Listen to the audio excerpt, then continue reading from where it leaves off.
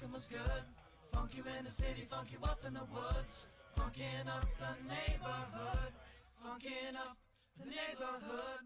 I felt fool cause the funkin' was good. Funk you in the city, funk you up in the woods. Funkin' up the neighborhood. Funkin' up the neighborhood. I felt fool cause the funkin' was good. Funk you in the city, funk you up in the woods. Funkin' up the neighborhood. Funkin' up the neighborhood. I felt cool cause the funk was good. Funk you in the city, funk you up in the woods. Funkin' up the neighborhood.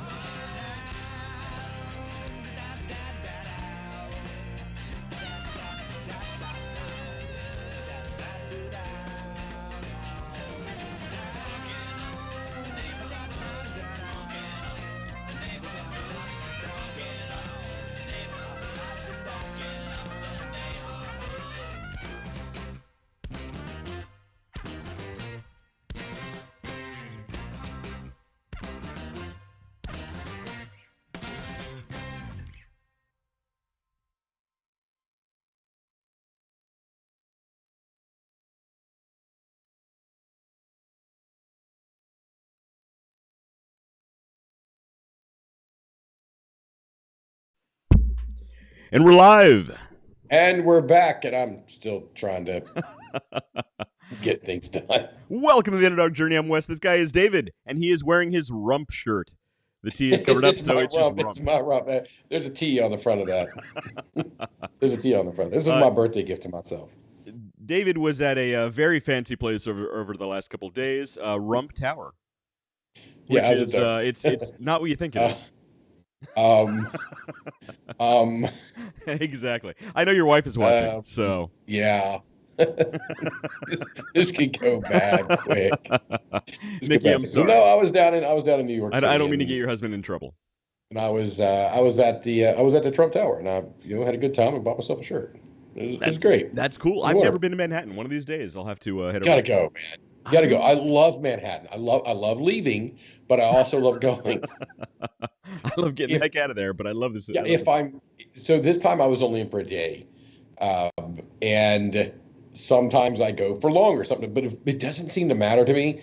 If I'm there for a week, I love it for a week. I'm still happy to leave. If I'm in for a day, I love it for a day, but I'm also still happy to leave. So I mean, I like it down there, but it's like I love to visit, but I wouldn't want to live there. That's kind of, well, a little on point. There you go. One of these days I'll have to go. Yes. I think we'll have to make a special trip one day. Great time. So Matt Hartman says hi. I'm not putting his comment on the screen, but I haven't gotten the screen up yet. I actually have a pretty good setup now. So I've got the camera, or the camera up here, the kind of my prompt monitor, which is an iPad, clipped right to it up here, so I can, when I actually get it turned on, it'll be very close to the camera, and then the one that's running the Skype and all the stuff's over here. So actually, when I put it together like this today, which I've never done it in this format, I was like, oh wow, you're an idiot for not doing this a lot sooner. Like, do you know how simple this was to figure out, and you didn't? Well, I was not very kind to myself. Your video quality and your lighting looks great, so it's coming together. So I did adjust the lighting in here to bring it up a little more white in it. Okay, so that's it there. That's gone. We press the Facebook button up here. There you go. So West, while I'm sitting here in front of a blizzard outside right now. Is it snowing there? Oh, dude, we've got 8 inches. 10. Man. I don't know. We probably got a foot out here now. I don't know. Dude, I would love a blizzard. She was just outside. Yeah. So it was 60. I don't know, 66. Yeah. 67. I don't know. It was fairly warm here yesterday, and then it wasn't. It went. Oh dear Lord, we got ding dogs popping up here. There we go. So there's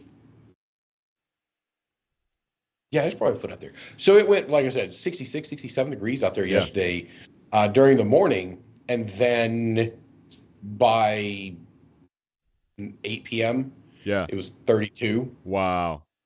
And by 9 p.m., when I was driving back home from the Cigar Lounge, it dropped like to 28. And it was snowing sideways. And there wasn't really anything on the ground yet. But by this morning, we had like 8 to 10 inches, and then it's still coming down now. So it's not terrible. Nuts. Yeah, this is Columbus, so it's just cold and wet here. Just cold. I heard you guys had like tornado warnings and the other night. Yeah, like all night long, tornado warnings are going off. So of course the kids slept right through it. Go figure. Matt Harmon told me to tell you that Scott Tate reached out. I'm not sure who Scott Tate is, but apparently he reached out. I don't know. Good for him. So David, most important thing, what are you drinking? That's it. So yeah, okay, I got it up here and running. Hopefully the comments stay on the screen. I don't know if they will or not, but okay. This is a good one. Okay, so you know what Stag is, right? Yeah. Stag is a phenomenal bottle of bourbon that is sought after by many people in many locations, and it's really kind of hard to get a hold of. And I took it with a couple of other bottles with me to the cigar lounge the other night, but it was probably a week ago or more. And I had found this bottle in the liquor store that it's called Bluestone Manor. Ooh, okay. And I don't know that one. It's in a really cool bottle. I like so the bottle is like literally the exact same bottle as Caribou Crossing. Okay. And it's got this like little blue sapphire looking thing at the top and a key. I don't know. Everybody's got to have a gimmick now. Right, yeah, exactly. This thing didn't need it. So I had already opened the Stag and had drank some of it already. I took it and I've got probably a double, maybe 2 doubles left in the bottle. This bottle had not been opened. We opened it at the table and it was absolutely empty. So when I was back by the liquor store that had it, I stopped and actually picked up 2 bottles of it today. Some pretty good stuff. Good to know. It is just some really good bourbon. So it's right down the middle. It's nothing crazy, but it's for those of you out there, Matea, if you go back and watch this show, it's very smooth and oaky. Good to know. Speaking of smooth and oaky, my son just joined the room. Locke, how you doing, buddy? Good. Where were you? I was just at Mimi's house. You're at your grandmother's, Mimi's house. Mm-hmm. He calls his grandma Mimi. Okay. Yeah. All right, Mimi. How was it over there? Was it fun? Yes. Awesome, buddy. And Catherine, you still have your jacket on. Did you get junk food while you were there? Because that's the primary reason to going to grandparents' house. We had the lollipops. Yes, the lollipops. Not the loppy lops. The loppy lops. Yes, the loppy pops. Also Kit Kats. And Kit Kats. Yeah. Kit Kats are delicious. I love Kit Kats. That's the proper. Yes, indeed. So I never think that I want a Kit Kat. It's never like, oh man, I need to get out here and get me a Kit Kat. But when I have one, I'm like, gee, many Christmas. Why am I slacking? Why am I sleeping on Kit Kats? These are delicious. You're missing out on your candy game, David. Yeah, I know. And these kids still haven't had Pop-Tarts, so I got some homework to do. I got to buy these kids some Pop-Tarts. Man. Next time I'm in, kids, I'm bringing you Pop-Tarts. There you go. They don't even know. They don't even know. Ew. You have no idea what you're saying. They're chocolate pastry-filled delectable goodness. They're delicious. You're gonna love them, Catherine. Hey, John Calendar's watching. Okay. And you're hurting poor Matt Harmon's ears. All right, guys. You gotta remember he's really old, so you gotta speak up so he can hear you. Mom's being mean. Will you tell her to stop being mean and tell her to go get you some Pop-Tarts? Tell her to go upstairs. Tell your mom to go to the store right now and buy some Pop-Tarts. Exactly. Right. John Calendar says banana bread Pop-Tarts. I didn't even know that was a thing. That's a great sound. There you go. And Matt Harmon says strawberry frosted Pop-Tarts. Heat them up in the toaster and put some butter on them. And yeah, he's totally right. We were talking about that. We were just talking about that. So the people didn't know. So for the people out there we haven't. I don't know if we've told you guys this or not, but West had never heard the Family Guy put butter on a Pop-Tart song. I'd never heard the song, but I'd been doing that for a while because it's delicious. Yeah. Nikki is not a fan of putting them. She's not a big fan of Pop-Tarts in general. Yeah. But really, when I'm like, yeah, put butter on a Pop-Tart, she gave me the face. She looks at me with me like, ooh. So yeah, she's not a fan. Well, she exercises and runs, and she generally tries to stay healthy. So I kind of understand from her perspective, but she's wrong. Yes, I understand exactly what you mean, but you're wrong. Exactly. I get what you're saying. You're still wrong. Yeah, totally. Yes. There we go. So Bluestone Manor bourbon. It's really, really good. It's got the mash bill on the back of it. It's really absolutely freaking delicious. John Callender says, "Who's in for dog-flavored Pop-Tarts?" I don't know where you're going with that, John. I'm not sure what you're talking about, John. I'm a little worried about you. Do I have to call your wife, have her go to the basement and check on you? Yeah. It might be time for Anna to take the bourbon away, John. Yeah, Anna, put the dog outside real quick. Just be on the safe side. Matt, Matt said that's a cat, not a dog. Oh, that's a cat. I missed the that's fine. That makes all the difference. Well, then in that case, it's perfectly fine. Yeah, why not? That. Who's in for? Oh, John, I'm not putting that comment on the screen. Oh, wait a minute. John, why do I put any of your comments on the screen at all? Why do I even bother? I didn't. Oh, it took. What the worst part of it is? It didn't even process. The worst part of it is. Is this how we're starting the show? Is this how we're starting the show?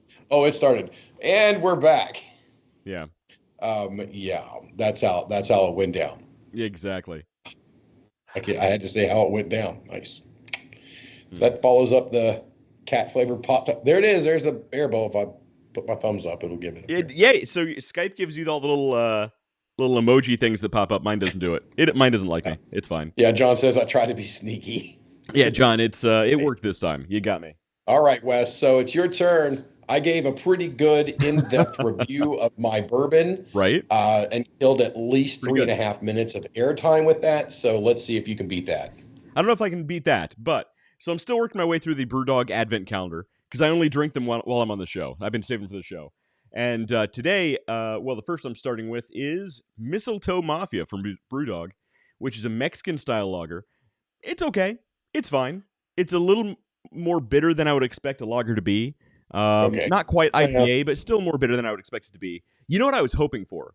Is there was a beer a few years ago called Oculto.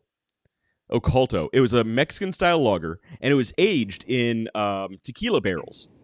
And man, it was so good. It was a real nice, smooth lager, and it just had a hint of tequila flavor to it, and it was the best. It was amazing. And of course, they don't make it anymore, and I've been able to find anything that'll replace it. So, I've got a replacement for you. Ready to go, bud? What is that? I'm ready to go. So, Dos Tequila, La Tequila, San Tequila, whatever it is, up on Sawmill Road, up at Sawmill and Powell. Okay. Go there and order. They have the big, they're not quite liters, like 32 ounce, of Modelo.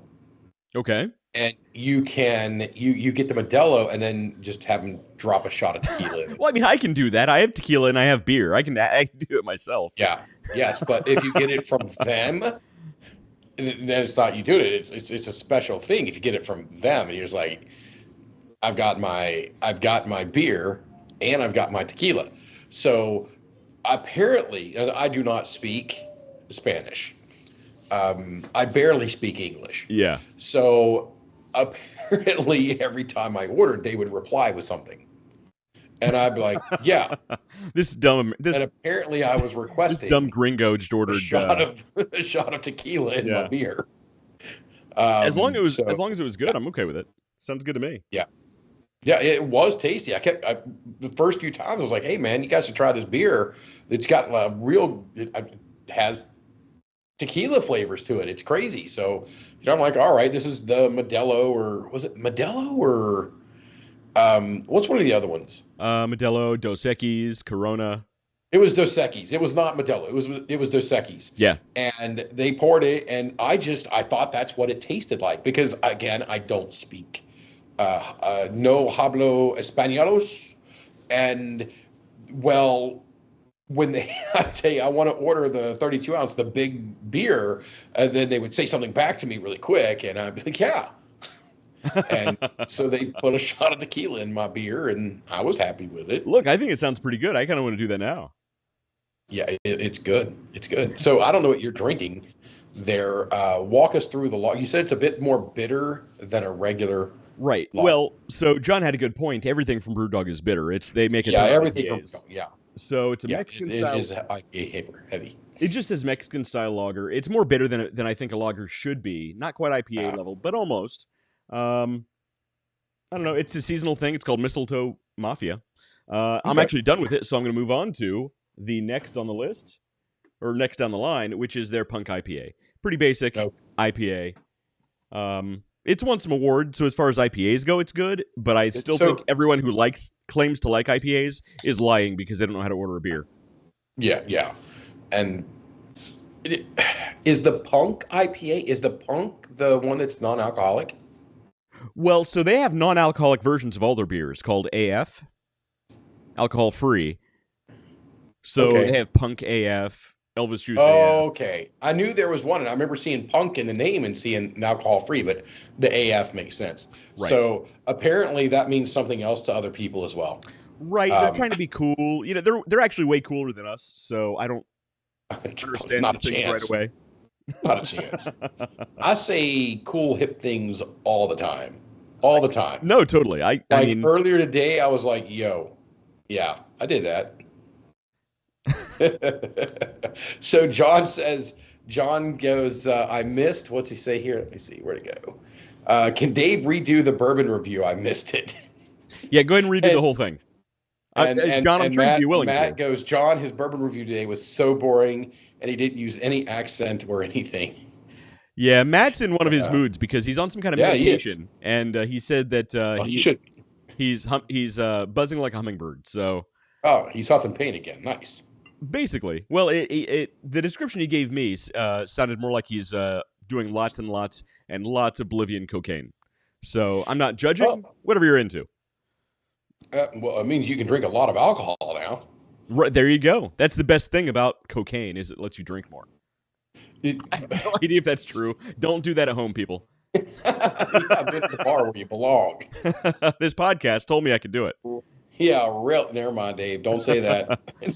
Don't say that. Yeah. Oh, so much fun. So much fun. Okay.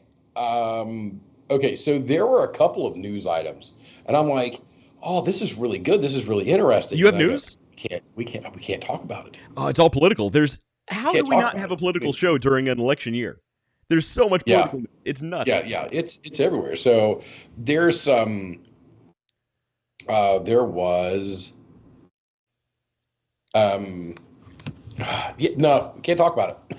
Yeah, it's all can't talk about it. Just it's the story itself not necessarily so political. All the players are political. You're right. So I actually do have some news. There's no way to do it. I do have some news that's not political. All right. What do you got? Let's see what we got here. All right. Matt wants you to do it in an accent. I'll leave that to you. I don't do accents. An accent. Yeah, I don't do accents. All right. So I think you should do a German accent for the rest of the show. That would be awful. That would be terrible. This was actually. I'm sorry. I knew there was one more news story that I was like, I think we can actually talk about. And I completely forgot about it, and you pulled it up. Yeah, there you go. So this is the. So Wendy's is going to start surge pricing their food. They're going to test it at first, obviously. But what this means is going to test marking in 2025 at certain locations. So for those who don't know, basically what this is during peak hours, during their busiest times, their prices are going to actually go up accordingly. Well, according to the CEO, what they're going to do is just raise their price, and then in non-peak hours, they're going to drop. Well, that's it, right? So John Calder says they're already backtracking on this, so I don't have that. Oh, yeah, I don't have that news yet. They're running back on this thing so fast, it's not funny because they've been catching a lot of heat already. Oh man, and this is not supposed to start till 2025. Right. All right. So we're not even closed on Q1 of FY24. This thing's not supposed to start till sometime in 25, and they are already going, yeah, this is not good for us. It's not a good look. Well, because, fast food in general is catching a lot of heat right now for their really high prices for fast food. It's like a $10 burger at McDonald's it's bonkers. And now is not the time to be advertising that you're going to be raising prices at the busiest times of the day. It's just not. Yeah. I mean, it's bad enough that Uber's allowed to price gouge. And that's what it is. It's gouging. I don't think we need to price gouge our food. Right. That's what it is. If there was a rush on gas stations and the gas station raises their prices because they have a lot of customers, guess what happens? They get shut down. That's illegal. You can't do that too. Yeah, you can't do that. So I'm surprised it's even legal with food. Because imagine if grocery stores, right? Imagine if there was a national emergency. Imagine if COVID 3.0 came around. Sweet mother of God. And it was actually deadly and actually dangerous, and everybody rushed to the grocery store to get all the stuff off the shelves, and the grocery stores decide, oh, we're going to jack up the prices because we have more customers right now than usual. Yeah. Guess what? Demand is there. Right.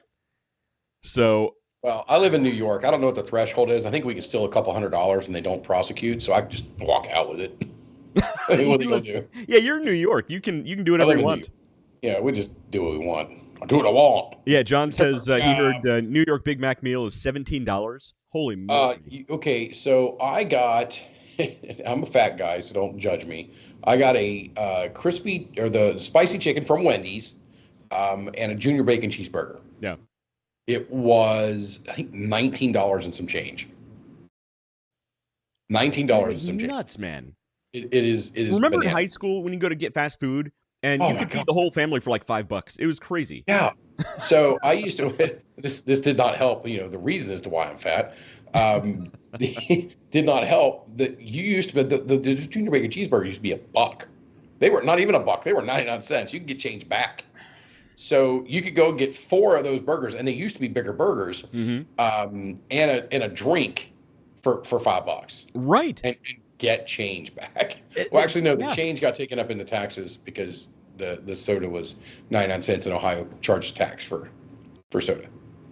John also says he can get a Chipotle bowl for $12. Even that's bonkers, man. Dude, I don't want to pay $12. Yeah. If it's over $10 for a meal, I'm good. I'll go home and make something myself, which a lot of people are doing.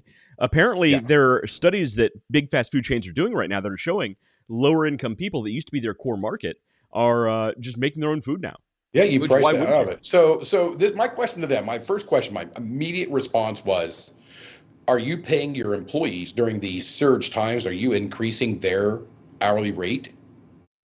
Well, here's the problem. It's inflation in general, too. Did you know there's a politician, of course it's in California, I forget where in California, that is suggesting, I'm sure, and you might have read this already, that is suggesting a $50 minimum wage.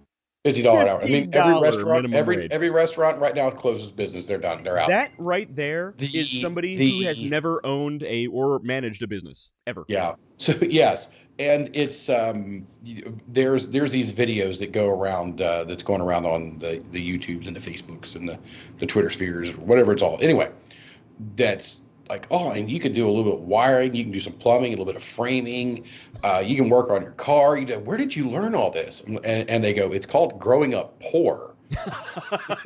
I did see that. I saw that same video. It was that or die. Learn or die. That's how it worked. Yeah. So I did see that. That was really funny.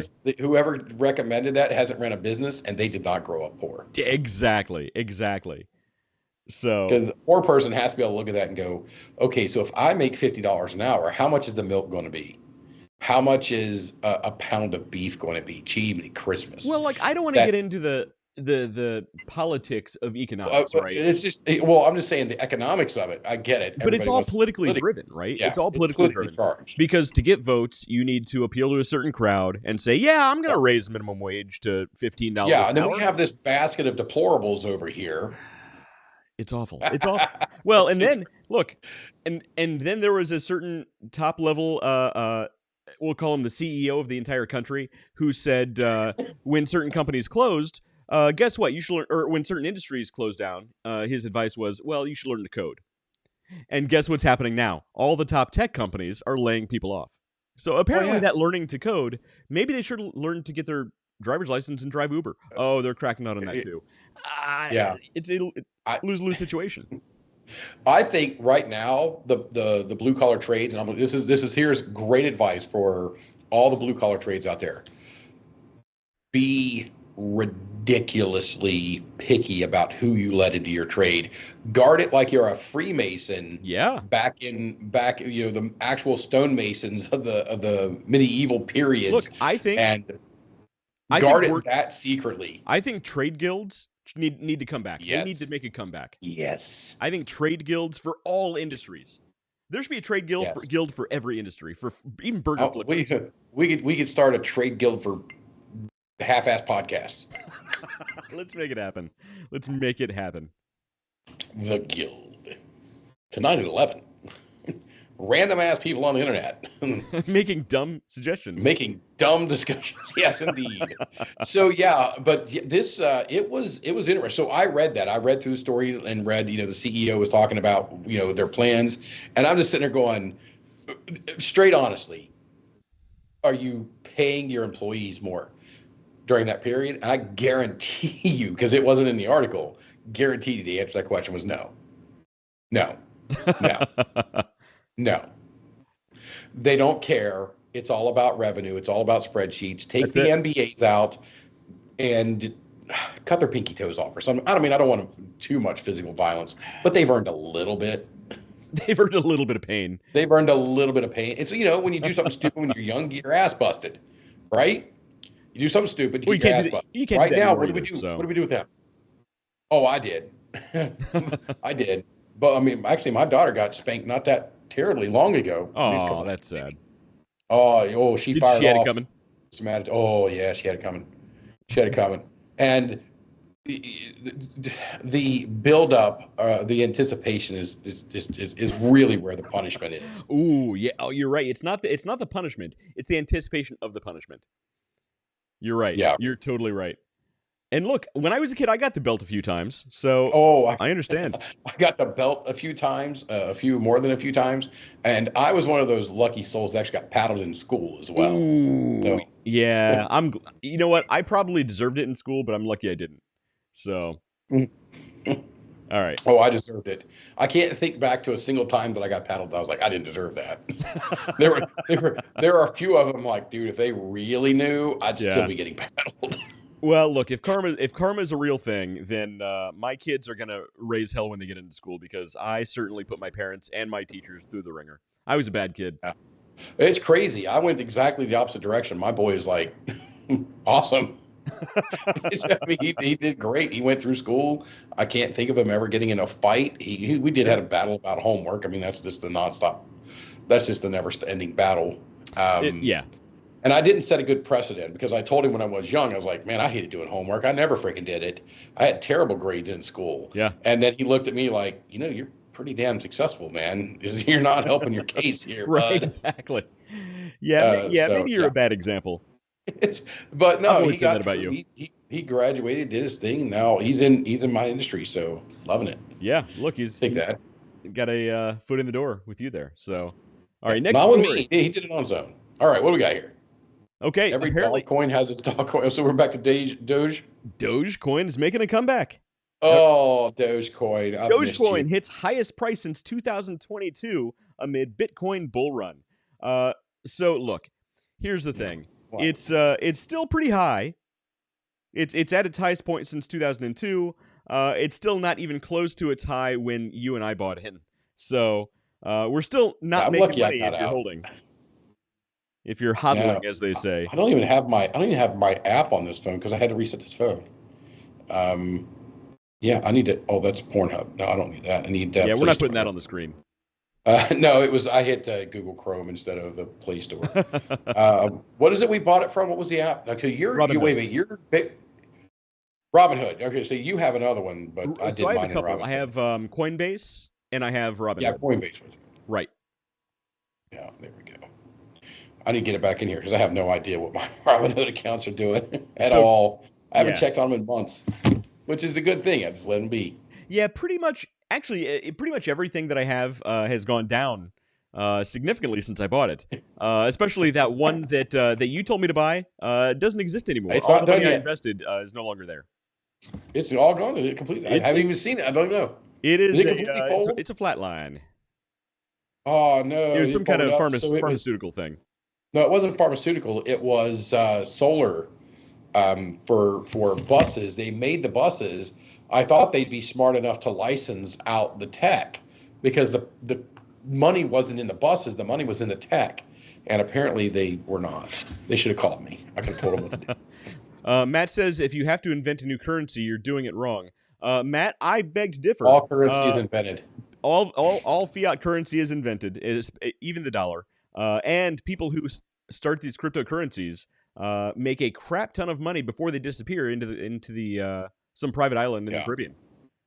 Yeah. So Dogecoin, if you still have it, hang on to it because it's apparently going up, and it's never going to get back to its all-time high. It's just fun to make fun of. Yeah. Okay. So apparently, I don't know what email I used to. This appears invalid. This appears. You know what? I'll do this off the air. Yeah. Right. Exactly. We're not going to share. I'll see how much. Oh crap. John Calendar says, my comments are being discriminated against. Yeah, John, yes. You and Matt, I'm only putting about a third of each of your comments on the screen. Yeah, I haven't been watching too much. Let's see here. Yeah. I joined the stripper. Yeah, don't read it. Don't David. Put that up there. What? Yeah, well, I stopped before it really got bad. Matt said something about me looking snuggly. I don't know. He's always had a thing for you. Apparently so. My comments are being good. Okay. All right. So what we got here? All right. Klarna says its AI assistant does the work of 700 people after it laid off 700 people. That is not the press announcement. That is not the press announcement that you need to be putting out. That's not really. I don't think that's the best statement their PR department ever put out. Wow. But it's there. So wow. Yeah. So the whole thing about AI not taking anybody's jobs is clearly not true. Look, I don't think they're going to take Matt says jobs. Told you. They took our job. I think it's gonna sort of reorganize where people work and how they work. But yes, it will absolutely disrupt everyone's job to some degree or another. It's just how things work. I mean, we use it all the time. I have a ongoing conversation with ChatGPT. I actually have like 15 conversations in ChatGPT. It works. It's a good sounding board. It's a good tool. It's interesting to play with. But it is what it is. But here's the thing: is when you have a company that's bloated with people that just all they can do is code, and once you write the code that writes code, then what do you need the people who can write the code for? Well, that's look, it's a real thing. ChatGPT, especially version 4, apparently writes pretty robust code. Now, look, most of the code it writes still needs to be tweaked and updated and properly used and implemented by a human. But look, the technology that this runs on is maybe a year old.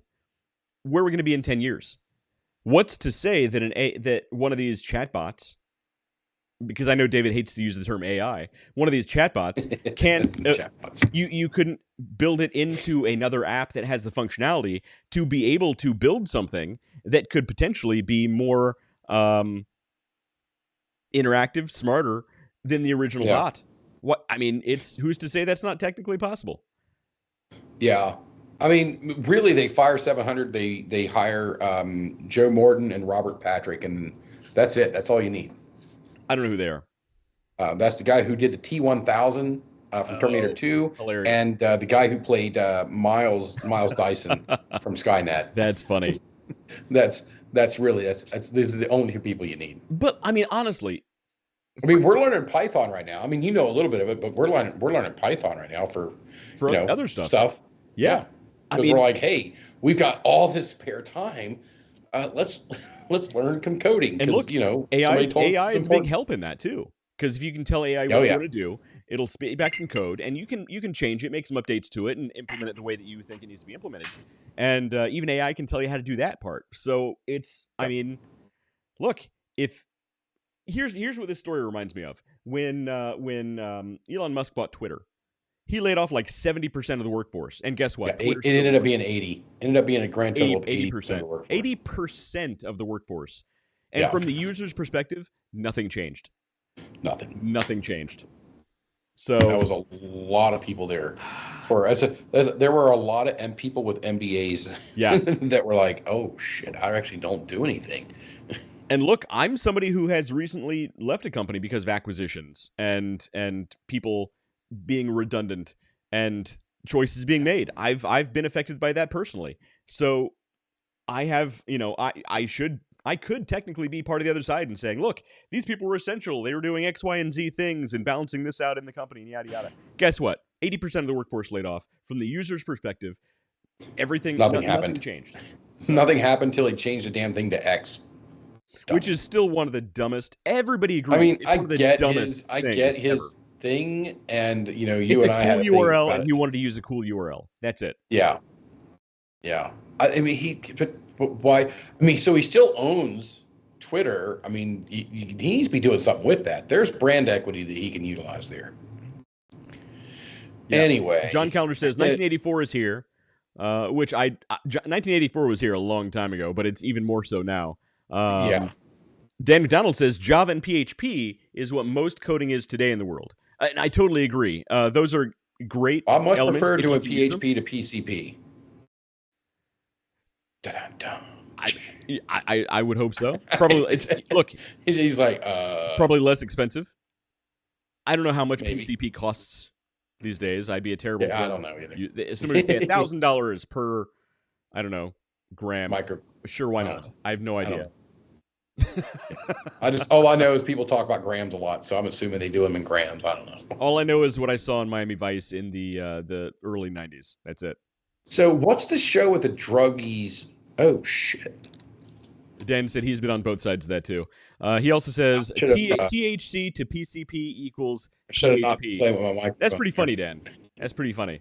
That's a drug and coding joke. What was the show that did what now? I shouldn't have messed with my microphone there. I pulled the plug on the back. Yeah, don't pull the plug. Yeah, don't pull the plug. So, not in other news, but kind of a recycle back to that AI pin thing. Yeah, I watched a video on it, and is it still a thing? We've seen how bad the launch was. I'm watching this video on it, and they're talking about it's like the size of the bump on your iPhone 15 or whatever it is they have. I have no clue. Their iPhone, your iPhone 15 or whatever. It's the size of the video or the camera bump.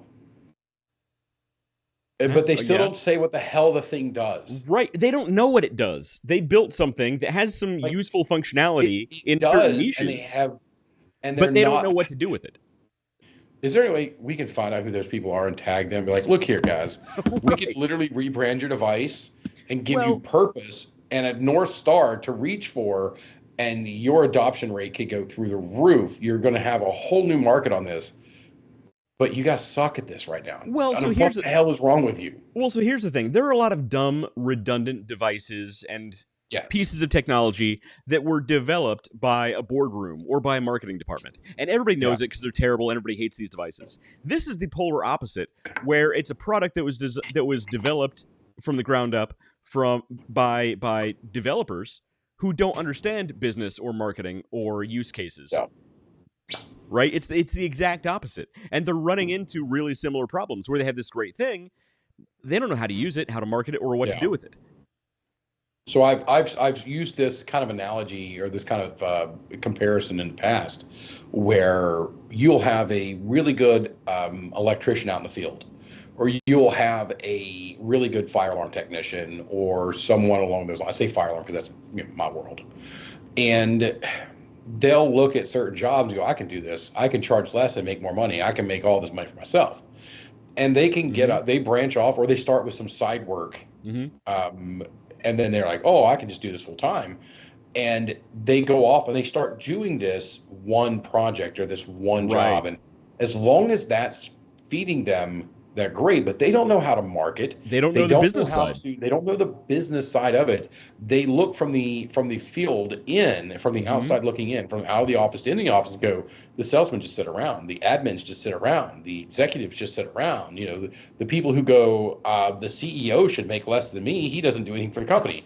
That's because you don't even know what the CEO does. You don't even know what that executive's You've never job sat in that chair and done what he's doing. Anybody who says the CEO doesn't do anything, there are rare places where that could be true. Very rare. There are some. Yeah, if I was ever a CEO of a really big business, I would make sure that I absolutely did nothing.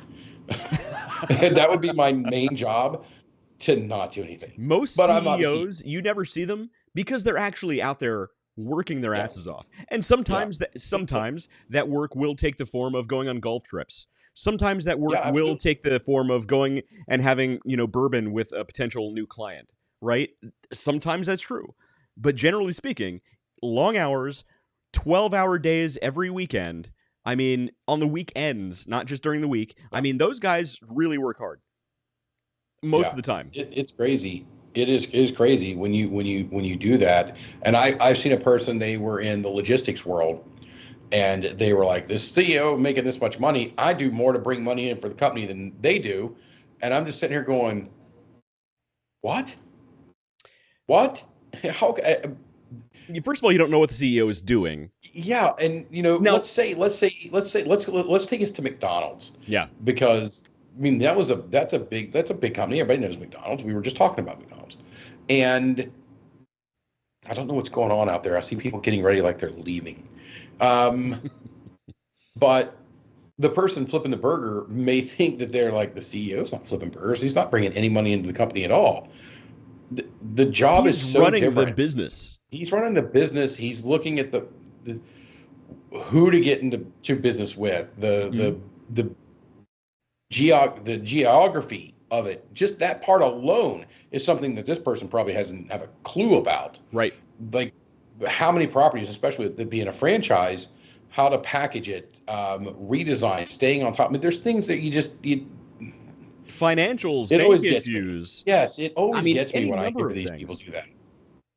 When I see companies splinter off, like Dan was saying, he's been on both sides of it, where that person breaks out. Now, if they're smart, they steal one of the salesmen to go with them. Now, if you steal a good salesman and you have a good tech, and that's just it. Right. Look, you got some stuff you can do. Right, and that's what everybody has their specialty, and and the same is true in business. Yeah, you have a great sales team, somebody running the sales side who understands the technology, understands how to sell the technology, and you have guys on the marketing side who understand the marketing ins and outs, and you can work these things in tandem. So look, there are a lot of things in play at businesses that most people will never see. Now, I do think most CEOs, there's a problem with big business CEOs getting these crazy golden parachutes, which sometimes they deserve, sometimes they are bloated.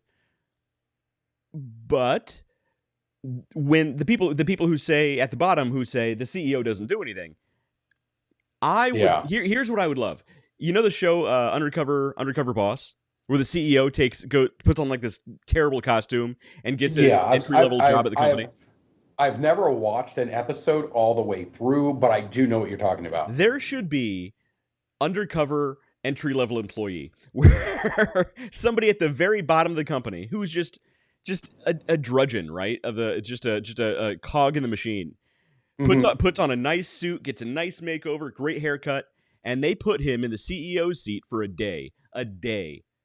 Yeah. And let's see how he works. That's going to crush him. I know, that's the point.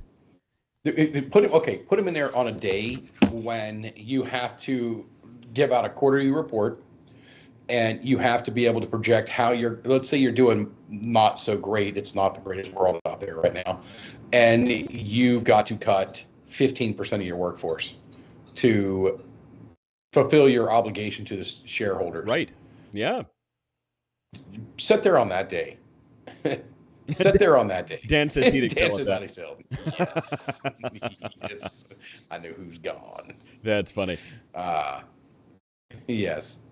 Yeah. But honestly, I think if most people sat in that throne for a day, they'd be like, all right, I kind of get it. A little bit more news. Yeah. A little bit more news. Yeah. Could be. What we got? We got another news story here. Yes. Still on the AI kick. Could GoDaddy's new AI tool replace your marketing agency?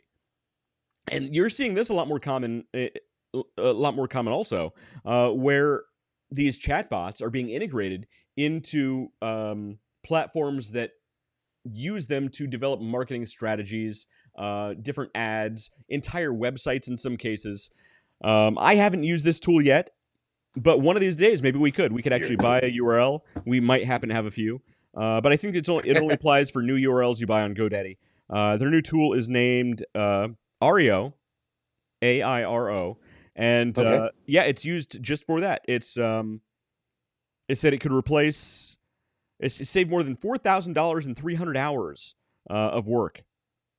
So pretty interesting. It can help you generate new ads. It can help you build a website. Even find a company name based on what you actually want to do.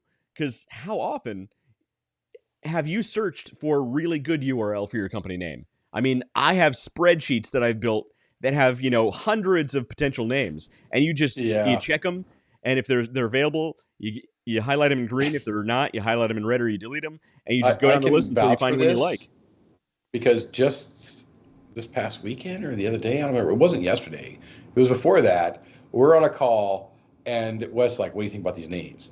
And we start going through this list. It's like 75 names long. I went through the whole list, man. He went through the whole list and went through a whole list of them. There were a couple of them that were really good. And we ended up going with one that he already actually had. I already owned the URL, so it worked out well. So it really worked out well. So it was a lucky happenstance. But I can vouch for, yes, Wes really does have these long-ass list of just business names. I literally do. And that's what I do for fun, because it's that kind of show.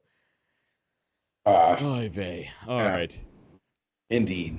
So, GP Daddy, GoDaddy. Okay, was ahead of the website game for a decade and a half. Yeah, and now they're taking this is one of those things that the CEO has to do is say, this is where we are, this is what we're doing, this is what we have to do to stay ahead of the game. They were ahead of the game for a decade and a half. Now we've got to take it for the next. So that's a prime. All of these stories are prime examples. The company we just talked about, Klarna, that had to lay off 700 people and replace them with AI. That was a CEO decision. That was a high level AI.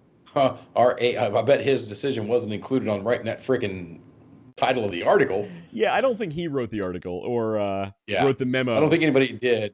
But I'm betting that they didn't say specifically 700. Whoever the author of that article is looked at this and said, "All right, we got an opportunity here." Exactly.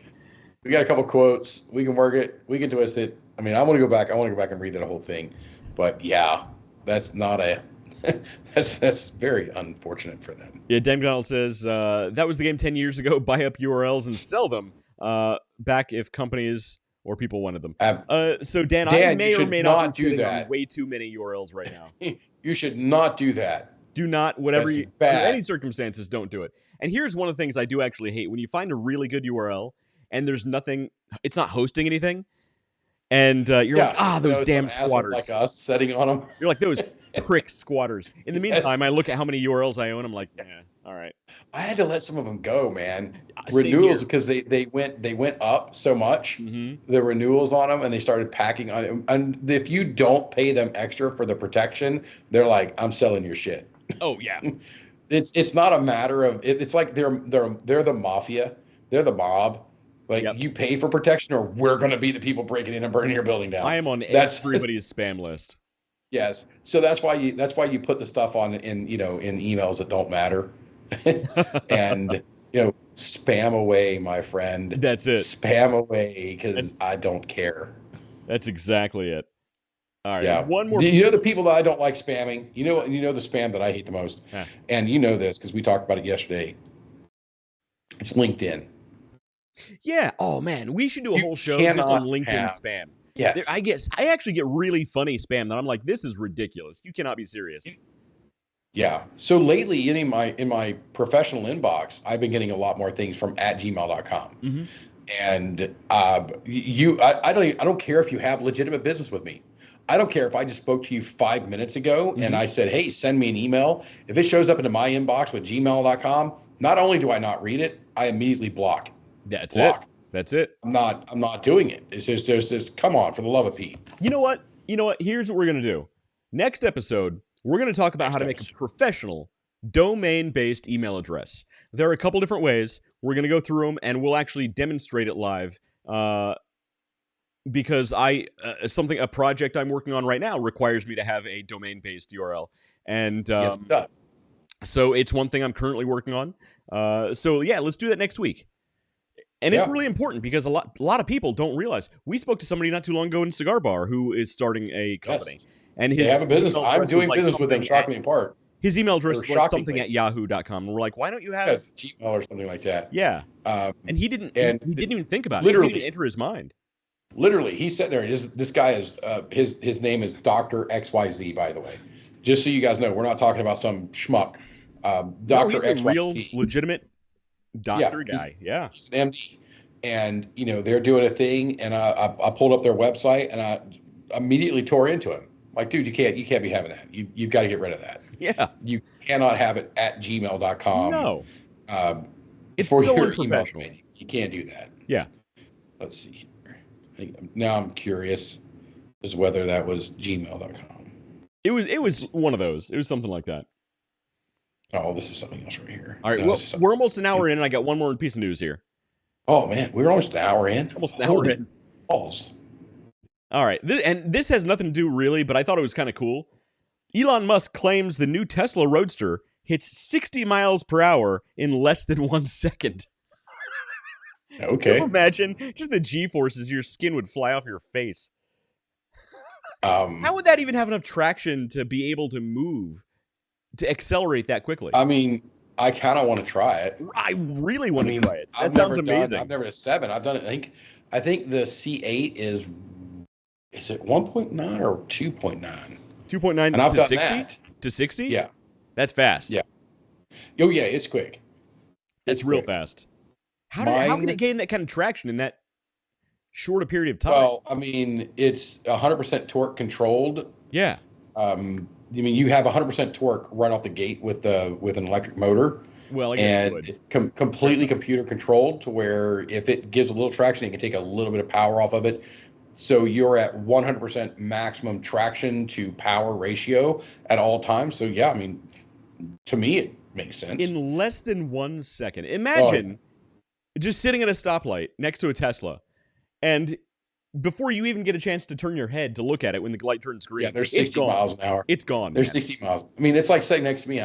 I drive a Nissan Altima for work, and it's like being next to me, and that light turns green. By the time you've stopped looking at your damn phone, I'm already a quarter mile down the road. Right. Because I'm waiting on that light, and when that light's green, that means I've usually got some space between me and the next set of idiots that I have to contend with on the road. Gone. And I've driven with you, and it is terrifying at times. It's 2.8, so it's just under 3. So it's just under 3 seconds. So it's 2.8 seconds on the base. Right. Almost 3 seconds versus, it says less than 1 second. It's just 3 times. Yes, this is 3 times as fast. And I mean, that was not slow. That was in the 2020. You were down there. We were at the Corvette track. Oh, was that the V8? NCM, or not the V8? NCM, yeah, the Corvette. Yeah. The NCM C8. C8, that was it, not the NCM Motorsports Park, which we got to be very specific. We got to go back there, by the way. You should go back. The really hot chick left. We should go back, and I won't call it the Corvette. The Corvette track, or Corvette the museum track. Corvette Museum. Yeah, Corvette Museum track. They don't go by that name. Yeah, it's NCM Motorsports And Park. she specifically said, "Don't use that." Yeah, she specifically said, like 30 seconds before we went live, like, "Don't say this." That's the first thing I said. Wes was like, "And here we are live at the place that we're not supposed to say his name this way." Yeah, it was good. Of course, of course. So I was almost said frisky, but I'm not sure how that'd be taken on the internet. Nope. I got anxious because I haven't had a Corvette since November of 22 now. You feeling the need for speed, David? And so I bought a bike. I bought a Harley. And Harley's not fast. And tell us a little bit about this Harley. Apparently it's a brand new bike for you that you have no information about. You've never ridden this thing before. No, I bought a bike back. Let me rephrase that. I bought a bike back. And so it's out there. But even with it sitting there, and I got a foot of snow. It ain't going anywhere. In fact, the Corvette is not going anywhere anyway, right now, anywhere. But I got it out there, and I'm like, man, I really miss it. And I got to thinking about going down to the park and putting it on the track. Yeah. And man, so I haven't had a C7, which is a really cool car. And I'm going, do I want to go with that or I want to go to C8? So somebody put in a comment here. Are you considering selling your Harley and getting a new Corvette? No. I'm not going to sell the Harley. Okay, so you're going to keep the Harley and get a Corvette. Yeah. I think most people would call that a midlife crisis, David. I'm all right with that. I mean, this will be my fourth Corvette. If you get your ear pierced, I'm going to call you out. We're having intervention. No, I'm not getting my ear pierced. I might get a tattoo, though. Of Rump Tower? Rump Tower. Rump Tower. We know what kind of videos go on there. Let's see here. Oh, that was wrong. That was wrong. But yeah, the C8 Corvette. Fast. You said you had one more story, or was that the last? That was it. That was it. All right. We can actually talk about the main topic now. Talk about the topic tonight. An hour into the show. An hour in, but we went through. You had quite a bit of news there, and it was a fair amount. It wasn't bad. Yeah, it was. I think pretty good. I think it went pretty well. Are you suggesting we should save the main topic for next week? No, I'm suggesting that we had a lot of news. We avoided any really heavy political news. I mean, we had a couple comments. We had some commentary, but I wouldn't say it was literally. Yeah, I mean, with the exception of some commentary, you were able to pull like 4 or 5 news stories, right? That weren't just raging politics. So, and that's hard for me. You know that. You deserved a drink. You deserve a drink. I'll drink to that. Let's have some. Everybody to West. As I drink from my Donald Trump 45 whiskey glasses. Huzzah. Ah, yes, indeed. That is delicious stuff. That really is good. Bluestone Manor. That sounds good. I'll look for that. Was it expensive?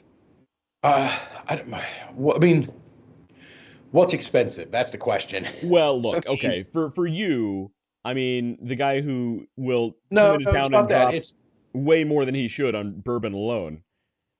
Well, no. It's not that.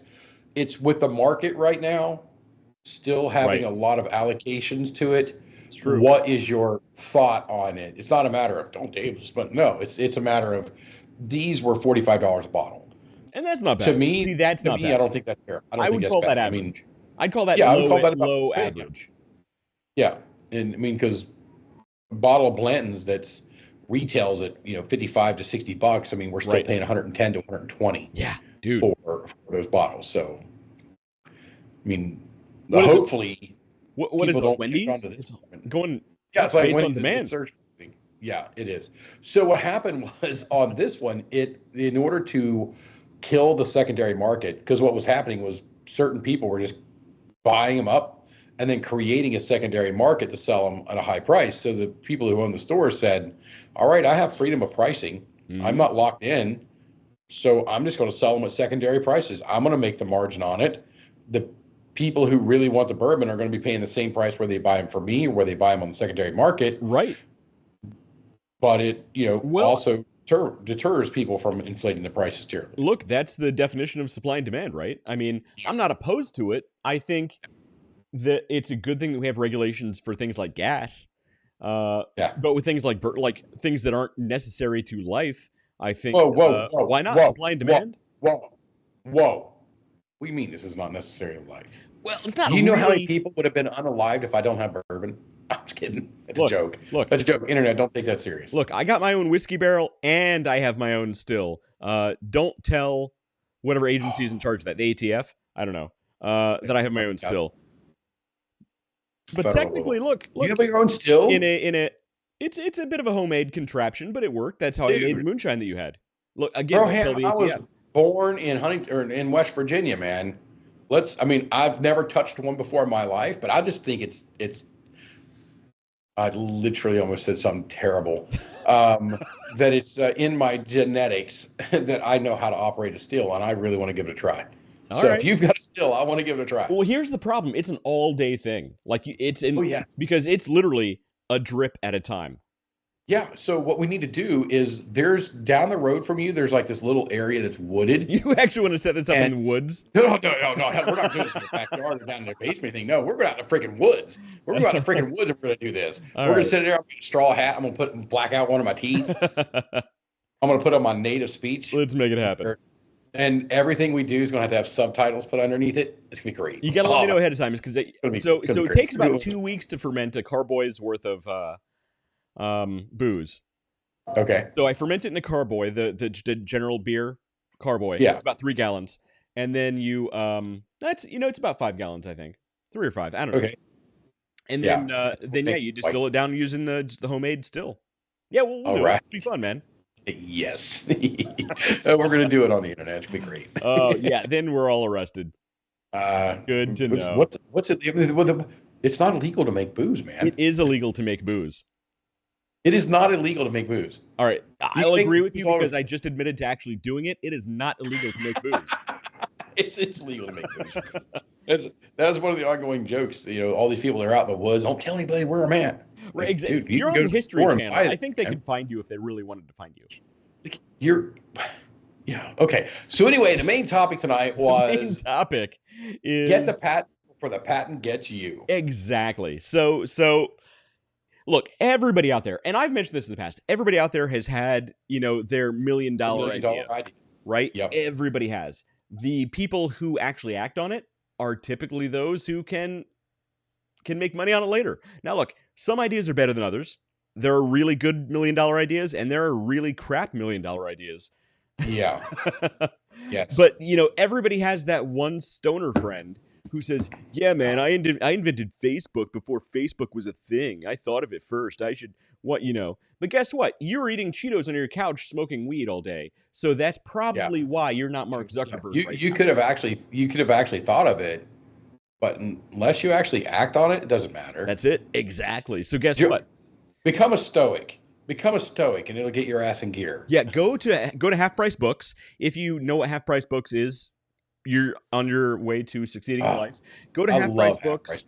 We don't have one here. Get a used copy of anything written by Marcus Aurelius, and you're on your way.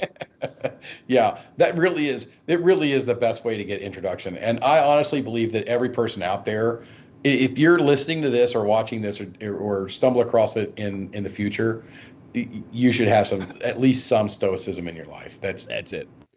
It's not going to make it worse anyway at all. It only can make your life better. What are you on? I just heard a crack. I'm on Elvis juice. I'm not an IPA guy, but I almost said API. I am an API guy. I'm not an IPA guy. Nerd joke. But I do love Elvis juice. It's a grapefruit IPA. Yeah. But it's so good, man. And it is. That is the only IPA that I drink. That's it. That's the only one. Right. And we do get it here from time to time in our local Wegmans, which is a grocery store. Right. It's basically your version of like a Kroger or something. Yeah, I would trade off for a Kroger in a heartbeat. I miss Kroger. Bill Gates. I really miss Kroger. Dan McDonald says Bill Gates stole Steve Jobs' thought on a GUI, and Windows was created. Yeah, so actually Windows operating system and the creation of it wasn't what was the smartest thing or what really led to Microsoft's domination in the market. It was really the contract, and I can't remember the company name that was with it, but the contract that was between Microsoft and XYZ Computer Builder it wasn't for every machine sold with Windows, Microsoft got X dollars. It was for every machine they sold.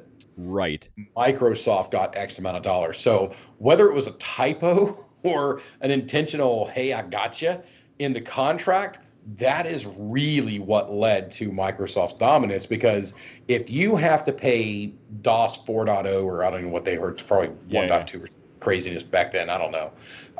If you have to pay DOS for their file management system, and then you have to also pay Windows for theirs, even if you're not using it, you're going to just pay Windows and not pay DOS. I mean, and that's really what it boiled down to, and that is what put Microsoft on the map. And the funny thing is, most shady contracts. And that's what I was going to get at. Most people think about the early days of Microsoft as a startup. They think of Bill Gates in garage building a computer out of junk scraps, and that is a tiny, tiny, tiny fraction of a mythical story of something that may or may not have happened. The real story about why Microsoft really took off is business savvy. Yeah, that's it. Good business, man. Good contract, well-written contracts, good business. Yeah, probably some stolen ideas. Probably. But that's why we're talking about patents right now. But again, if you don't patent it, it's not yours. That's it. I mean, if you thought of it first and didn't act on it, guess what? Doesn't matter. Think of it all you want. That is exactly it. And that's why we're talking about patents right now. Everybody's had that $1 million idea. Guess what? People who act on it and people who protect their idea are the ones who make money on it. Because here's the great thing. you can not only protect an actual product that you build the prototype for, you can patent a process, right? You can patent the way certain technologies work together to have a specific outcome. That process, guess what? You can patent that. And if anybody else does that thing, you can say, hey, guess what? I own the IP on that. And you're in the give me IP. royalties or give me the whole company. Usually they'll give you royalties. And you know what you do then? You license out that patent to other companies who want to do the same thing. You didn't build you didn't build anything. In the meantime, you're making money off all these license contracts. Yeah, and we're going to get into the details about how to patent something, but yeah. So there's a business idea that Wes and I have, but that's really a vague statement. Yeah, I was going to say you got to narrow that down, man. So there's I don't know if you guys have ever heard of frozen yogurt. Froyo.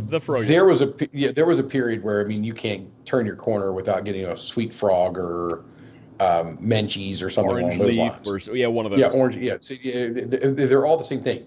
Literally, all those equipment, all that stuff is all the same. You don't think these people are all licensed from the same one? The machines are the same. The equipment is all the same. The chemicals are all the same. It's all there. It's all the same thing. So all that stuff's licensed from one or two people that is then franchising out the name of the business.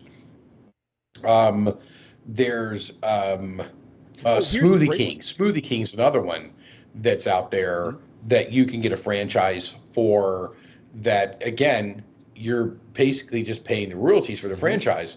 And then we're going to move away from ice creams and shakes here and go to rapid fire pizzas. Rapid fire pizzas. Do you think those things are all different? No. You've got one, maybe two, three at max. People with the ovens, the rapid fire ovens, the setup, all these things are the same, and they're licensing it out. Either you can put your own name on it, or you can franchise out. Burn, fire, toss fire. That's it. Pizza, and there's another one there too that's a really big name, but I can't remember it because it's garbage pizza anyway. Then there's right now it's the moon rolls where they have you pour like the ingredients for ice cream on a cold plate, and then you just scrape it around a little bit so that you can charge more for less actual ice cream. The dumbest thing in my mind, I'm like, why do you want to pay more for less ice cream? This is stupid. And but people do it. And out of all those companies, you know who's making the most money? The person who owns the IP. So here's another one. Here's another one that most people have no idea even exists. This is one, if I could travel back in time, this is one I would take a patent out on, is the ability to transfer data over specific bandwidths of radio waves. Guess what? There are very, very, very wealthy families that you will never know the names of that own the bandwidths. Just frequency of the bandwidth. That own the frequency of the bandwidths. They have the license from the FCC. They license out the ability to use those bandwidths to Verizon, to AT&T, to these big data companies. I've said it on this show before. The biggest contract mistake in the world, the biggest business oops in all of history was Nikola Tesla tearing up his contract. Oh, yeah, absolutely. Look at has anybody everything. Has anybody thought about the name Bluetooth? Everything has Bluetooth. Yeah. Where'd that name come from? Who invented Bluetooth? It's a bandwidth. It's a radio bandwidth. Guess what? That's Norris. Yeah. Well, guess what? There's a company who invented Bluetooth. In the meantime, all they did was they invented a cheap, easy way to tap into that radio bandwidth that supplies NFC near field communication technology. A company owns the bandwidth that Bluetooth functions on, and they license it out to literally everything that uses Bluetooth. Yeah, you can see it. Actually, I showed Wes last night. I showed him, if you were to pull open, I don't know if it's going to be on this. This actually might be a bad example. It's not worth. This will work. You'll see this right here. It's pay no attention to the name on it, but this is a wireless charger for all phones, those fancy and it's a little logos. power hub. Yeah. And then when you get to the back of it, now this doesn't have a lot of logos, but you'll see one there is, I don't know, get the focus. Well, it doesn't matter, but it's FCC. Mm-hmm. And that's the Federal Communications Commission. And those are the people who license the signals or regulate the communication signals in the U.S. Yeah, totally.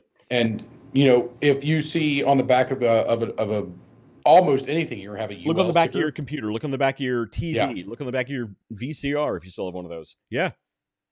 Did you just say VCR? I'm old, man. That's all I can think of. Your Dude, laser disc, disc player.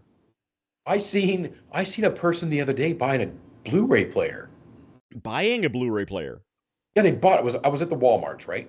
Because I absolutely Walmart refuse to go to Blu-ray Target. players? That's weird. Yeah, I absolutely. Well, I mean, they just got rid of all their physical media. What's crazy is they got rid of DVDs and It's and Walmart. things like They that, just CDs. got Blu-ray. I get it.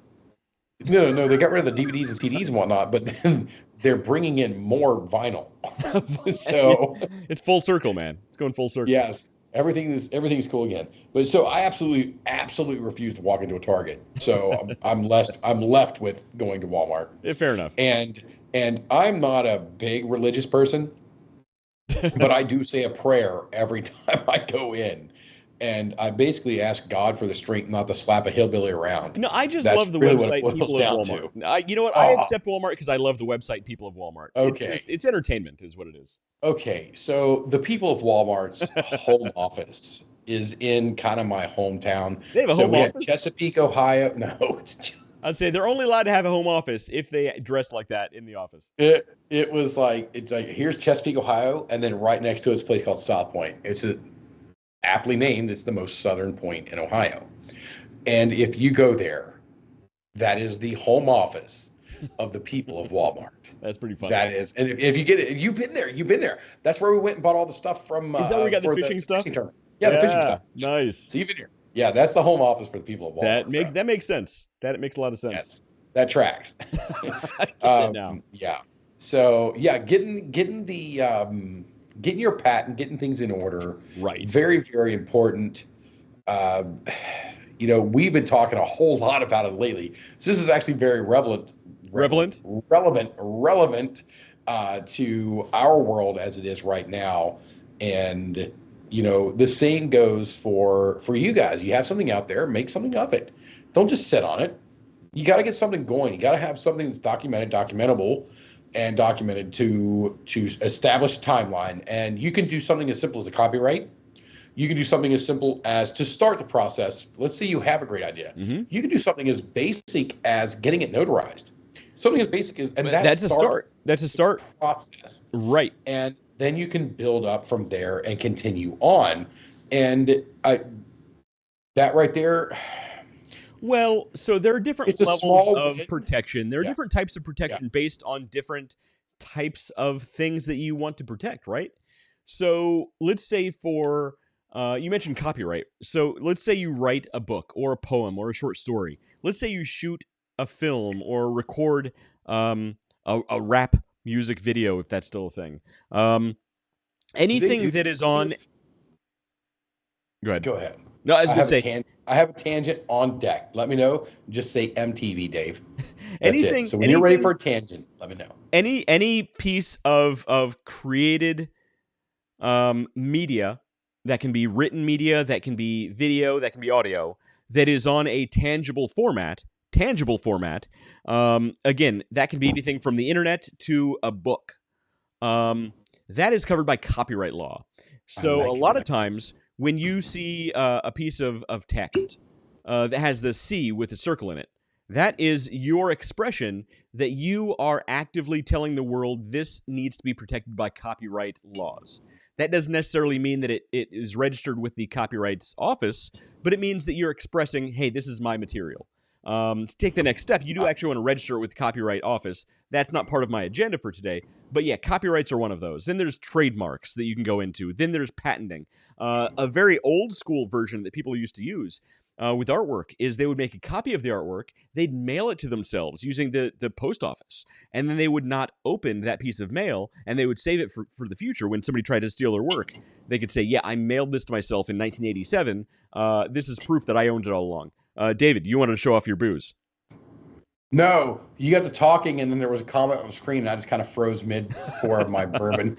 Dan McDonald says... And then about halfway through that, I was like, man, I look weird. And I was like, I'm too deep into it. I got to stick it out. Yeah, there you go. You're committed. Dan McDonald says, once you get into so deep, you just got to go with it. There's a long process to copyright and a project or idea, but can be well worth the time and money if you believe in your idea and mission. Yeah, totally. So copywriting is one thing. So computer code is copyrighted. A book is copyrighted. A website can be copyrighted. Now, look, if you have a logo, that needs to go through the trademark process. And that's something else we can talk about. If you have an invention idea, that's a patent. Einstein, I'll tell you right now, the number of ads, which is crazy. So I get some highly targeted ads on Facebook, highly targeted. And I share a few of them with some people out there. Like, dude, Facebook's targeted ads are literally on point today. Because they are listening and watching everything you do, everywhere you go. So, all right. So we've done the big data show. It's a thing. Yeah. So I had a guy come here that they have a ranch or a farm around here, and they do meats for restaurants, and they also own a restaurant as well. Mm-hmm. But they also package their stuff up for sale. So you can go online and buy it. Don't know where I put the ad for, but anyway, the guy comes, knocks on my door. I'm in here. I got my fancy new stand-up desk over there, and I'm standing up, and he knocks on the door, and he sells me a big box of meat. You bought a meat from a door-to-door meat salesman?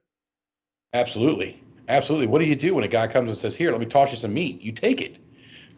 So I wrote him a check, which he didn't have Venmo or PayPal or any of that. You know, so Omaha Steaks is a thing. You don't need to buy meat from a random person you don't know. They're here. They're like local. They're people like right down the road. Oh, they have a brick and mortar. In that case, that's okay. They have a brick and mortar. It's not just some dude in like the back of a station wagon. Hey, you want to buy my meat? You want to buy some meat? I promise it ain't roadkill. The bourbon-born Nestor, that's what she's... I think that has the reference with when somebody wanting to toss you some meat thing. Anyway, so I'm like, all right, check out. I want my steaks, and I made it came with like steaks and burgers. So I made the burgers at night, and there's steaks downstairs, and really good stuff. And I'm like looking at the chicken menu. Anyway, I'm a fat guy. I can talk about food a lot. So I'm done, and we're sitting there going through, and the guy's sitting there, and my phone's on the counter. And since then, and this was just a couple days ago, I got back from NYC on late Monday night, Tuesday. So I think it was either Tuesday or Wednesday. This guy comes by, and since then I've had no less than 20 Omaha Steak advertisements. Right, they knew it, man. They heard you talking about buying random meat from some dude who knocked on your door, and they're like, "We got to talk to this guy." Yeah, we got to talk to this guy. He's just taking some random dude's meat. He's gonna buy our stuff. It's good stuff. Yeah, but I know this place is right down the road, and Omaha Meats. I don't know where it's coming from. Omaha. But we have given gift cards. We've done not gift cards, but gift packages and whatnot. And I've shipped my meat to other people. As you do. Look, I'm not judging. I've seen texts. I've seen images shared on the internet of. We're not going there. All right, let's. I do not share images of my meat with Wes. I'm going to close that loop down quick. Look, what happens on the internet stays on the internet forever. Yes, forever. Remember that. Ever. All right. So, look, for an invention or IP, you want a patent, which is the point of this show, which we should have gotten to about an hour ago. All right. So basically, there are three types. We're good. There are basically three types of patents you can get. There is, and we'll go into these. The first is a provisional patent application. The second is a utility patent. The third is a design patent. And these all serve their different purposes, right? So we're going to talk about number 2 first, utility patent. That's the general one you would think about. If you create something, if you have an invention for a new kind of widget or dongle that you want to put out into the world, if you want to find if you've discovered this newfangled device that can help people sell your meat faster, you want a utility patent. This covers ideas. This covers actual physical inventions. This covers processes for using certain physical elements, right? Yeah. What this does is and wrong thing. I'm sitting here trying to get the comments back up, and I'm switching the wrong thing. But it's going to cover more of the physical in the process. Right. So let's say you create I've got an idea for a racetrack, okay, for a toy racetrack, which could be converted in the future to high-speed rail. And Elon Musk, I know you watch the show every week, this would work with you and your boring company. I could get you from one side of the country to the other in minutes with this. So call me. Patent it. Look, so a utility patent that is going to protect your product design, how the product works, not the necessarily aesthetics, but how it works, the design, the process of how it works, from competitors who want to use it and use that same idea, right? So that's where licensing comes into play, and that's how we got into that tangent. Basically, the functionality of that device, even if you don't have a prototype, you can draw up how it all works, and you can patent that. Or you can have a prototype, take photographs, prove that you built this thing, prove that it works, and that's going to help your patent application. Yeah, proof of concept's nice. Right.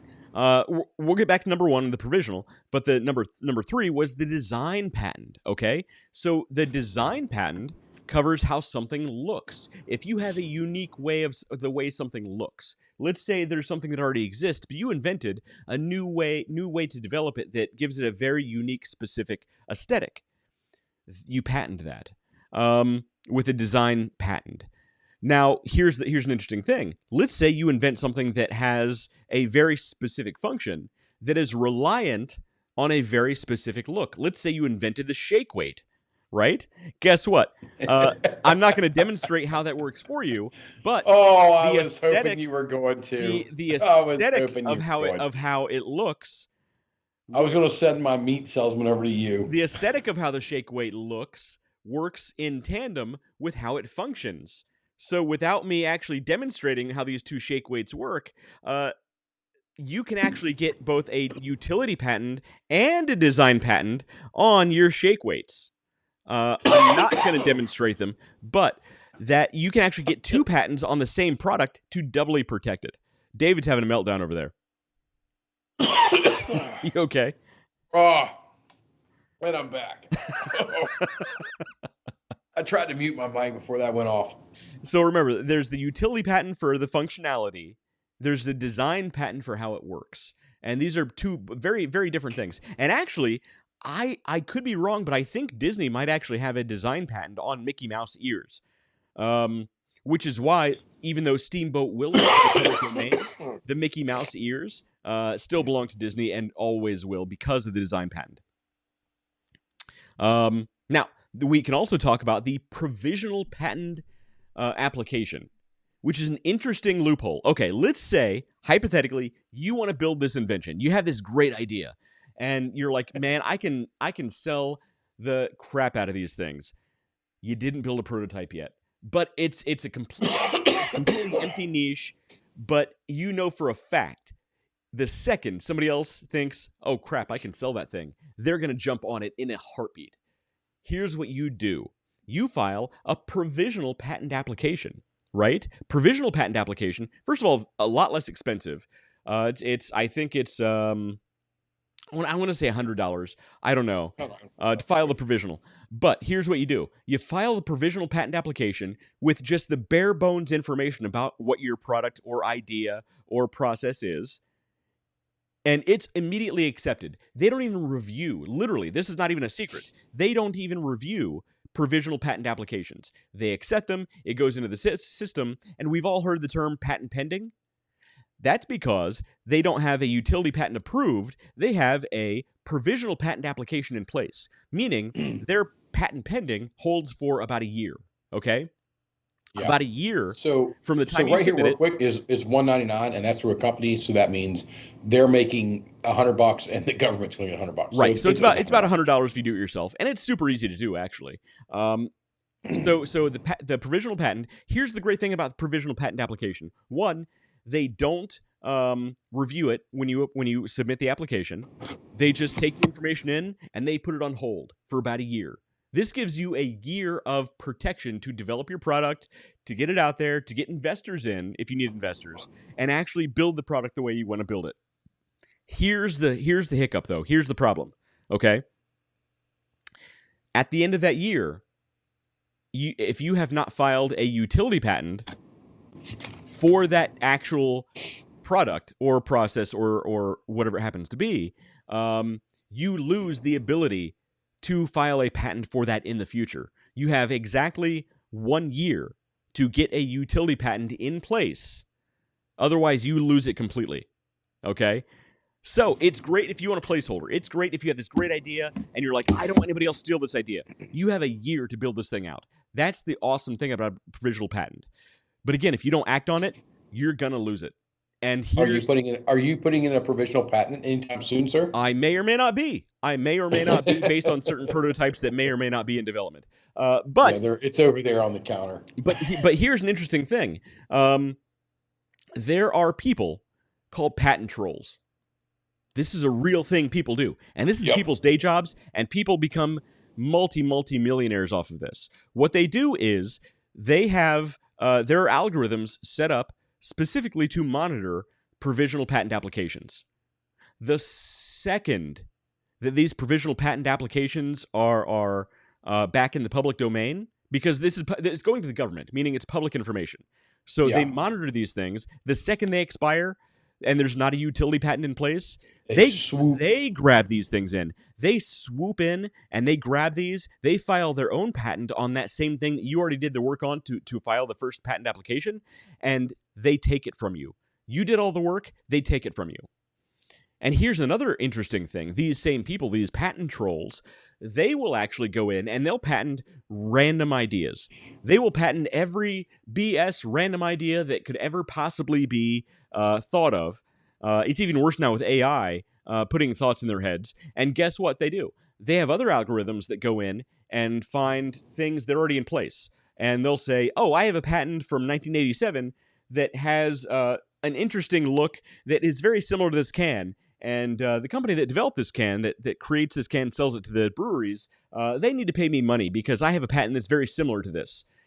And in most cases, the company that makes it, they don't want to be sued. They don't want to spend time on it. They'll say, all right, fine, I'll give you, what do you want, $1 million to shut up and go away? They'll pay $1 million to shut up and go away. And that's their day job. $1 million, I'll shut up and go away. Patent trolls are real things. So that's a possible day job too, but it's a real thing. So you need to be very careful about.